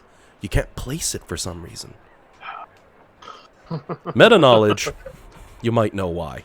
I doubt it. It'd be a really good throw of your knowledge on Faerun and all that crap. But I don't know Faerun enough, so... Exactly, and this is one of those things that's pretty buried in there. Oh, and don't worry, this isn't my way of telling you, John, I don't intend to give you spells on scrolls as rewards going forward, and that your scribe was a waste. No, you're still going to get a lot of rewards that are spells. You're saying that this spell book is useless, I can't copy the spells out of it. Essentially, when you tried to copy out that first spell reading through, it almost broke your mind. And as you flip through it and look at a couple other spells, it's like looking at a mixed up Rubik's Cube, you know? It doesn't make any sense, and it hurts. Like, it's painful for you to look at this. Even Dean's character, Alec, because I'm sure you might check with him where he does some degree of spellcasting, you wouldn't have a similar effect, but you're looking upon it, your character wouldn't be able to make it out. Actually, on that note, how old's Alec? Alec is... got to be like 30. Humanoid, good, just making sure. You would have no idea. How long ago did the Wii's break and were remade? Sorry, how long ago did what? I missed that. The Wii's were broken and remade. Ah, about a century ago. Would it? Oh, the spell So, plague. am I thinking the right thing? Is it this happened before the spell plague? Meta knowledge. There you go. I did say. Yeah. Meta knowledge? Yeah, that book was written before the spell plague. And if you look up the symptoms of the spell plague, madness was one of them. The fact that Nimbar is 300 and some means he lived through the spell plague and regained his magic. This book was written by a mage prior to the spell plague. However, this book still exists and the spells are still there. But because the drastic difference in how the weave works, just reading this book defies law of magic and the world. Your character can't get through it because of that. But it also makes it a rather interesting artifact. Something like this, as said by JM, should not exist in this world.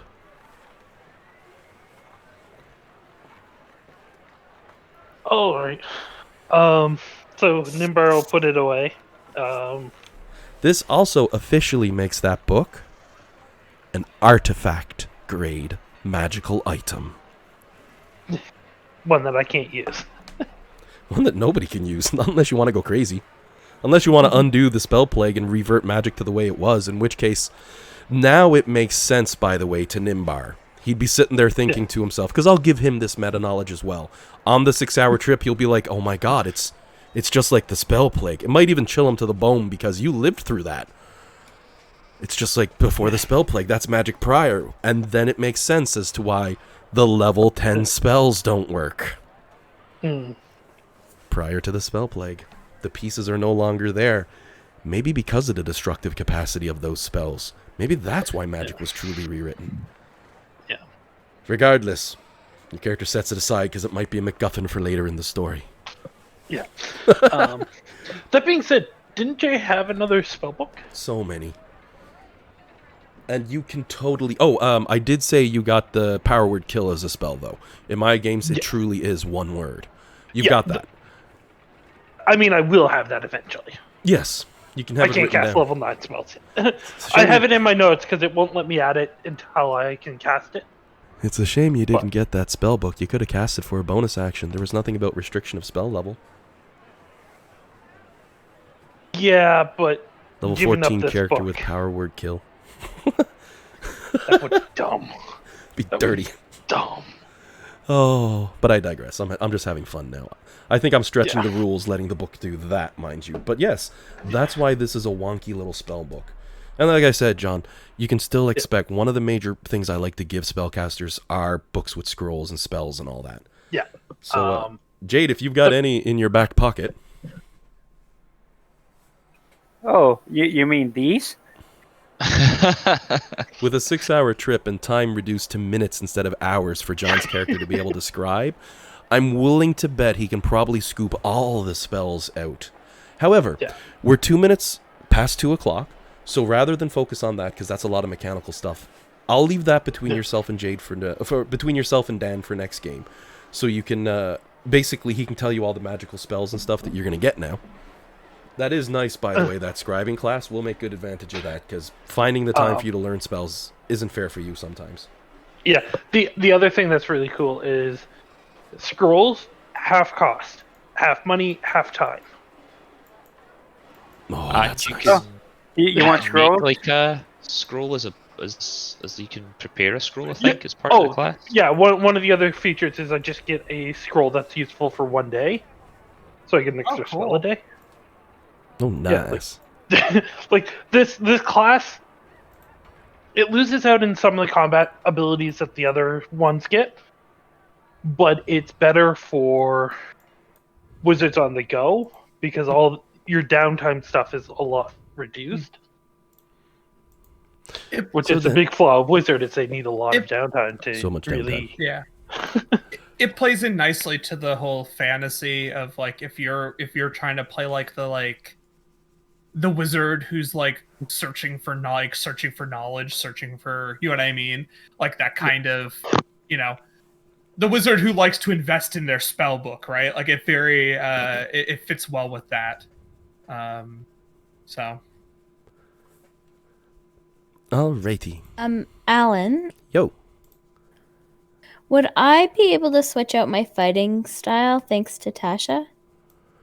I'd have to check the rules on that one. I believe it lets you, but there's a time component to it, but I'm sure we can squeeze it in. That's kind of what Flux would work on. She'd make sure that the weapons were put away and safe. So probably with Jade would be the safest, and then she'd try practicing her maul and hopefully switching to great weapons instead. I thought it was when you level up, but I could be wrong on that. Because you did just gain a level, so you could easily swap as part of said level up, because we haven't actually done anything with it, and the rules are new. Yeah, that's kind of what I'm getting at. And I think we technically leveled up before Tasha was out. Here we go, I think we changing. went up to 14 right before. The Sunday before Tasha. But I could be mistaken. To change your subclass, the DM might require you to spend some time devoted to the transition as you study the ways of the new specialization. The number of days transition requires a number of days equal to twice your new level in the class. A higher level represents more to learn. Oh, it's not the change in this subclass. It's a fighter feature. Yep, I think because that isn't too much of anything. It's martial versatility. I think it's just on the fighter page. Yeah, whenever you gain a little... Yeah, so... Because it's just a change to the feature. Oh, that was only in the... On Earth, it wasn't... They didn't put into Tasha's Cauldron of Everything. No, it's there. It's in the optional features under... Yeah. If we're done, I've got to take off because I have to cook. I have to like get working on food, like cooking. So yeah, it's pretty much just going to preview the next map. Yeah. We'll look it up. I'm pretty sure it's not a problem. If it's just a feature change, you can swap it out for now, and I'll double check the rules because it doesn't go into great details. Xanathars might have it because they're talking changing the entirety of a character, changing a feature. Well, technically, if you read it, it'd be half your present level. If we completely redid the class, it would be your present level. It'd be about 14 days. I think I can make that work. I think I found the rule for it. We'll chat that next week. But just so you all have something to look forward to, as you approach the big old area you've been sent to, would you find yourselves coming to, as I just got to switch over to it, the map that you have open is going to say that the purest of souls lures fiends into a hellish trap. Zap, zap! It's probably give you a little jump as it's the first time you've heard the cartographer's voice from the map in quite a long time. And as you approach this location by air, you can see radiant light cascading from the center of the zone. I'm assuming you park about a kilometer away as warned? Yeah. So bringing the ship down, you can see your Crick and Dolt sort of leaning back like, I'm not going that way. I don't like shiny light. It always ends badly for me. So you guys have fun. I'll watch the ship. Which would then lead to a kilometer trek across the hellish plains of Avernus.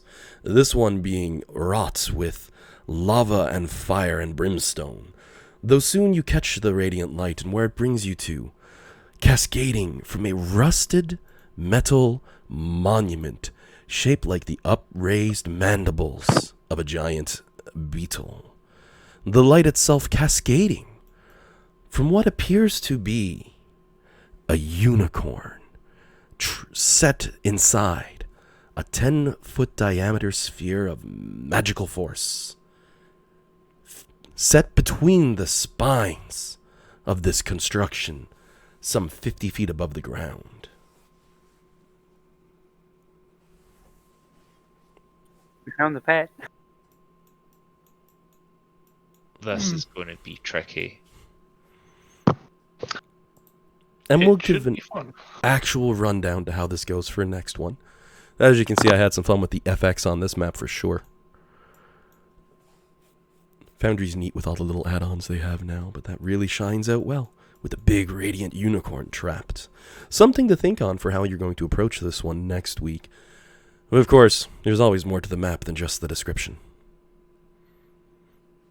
I don't know if you guys are aware of how much of an affront that is to a druid. Yeah. Looking up like, I will say, however, as you get close to it, let's see, how far are we now? As you hit that 100-foot marker to it, Dean's in front with Kamishag on your shoulder, right? And he goes, whoa, boss, I'm getting a bad feeling in my stomach on this one. Ah! And as a lightning bolt suddenly ricochets out from the sphere itself, striking your familiar on your shoulder. The radiant force that comes free from it, 5 foot wide and up to about 100 feet long, sledgehammers the creature, disintegrating your familiar into a pile of ash upon your shoulder. So we'll pick up on that next week. And yeah, It's just rude. it's gone. It And- just killed.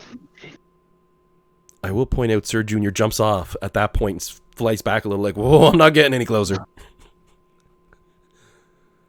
Yeah, no. Some thoughts for next week, but as mentioned by Kieran, he's got a duster and we're already 10 minutes over, so that's it for today's session. Next week, Mahadi's pet is awaiting.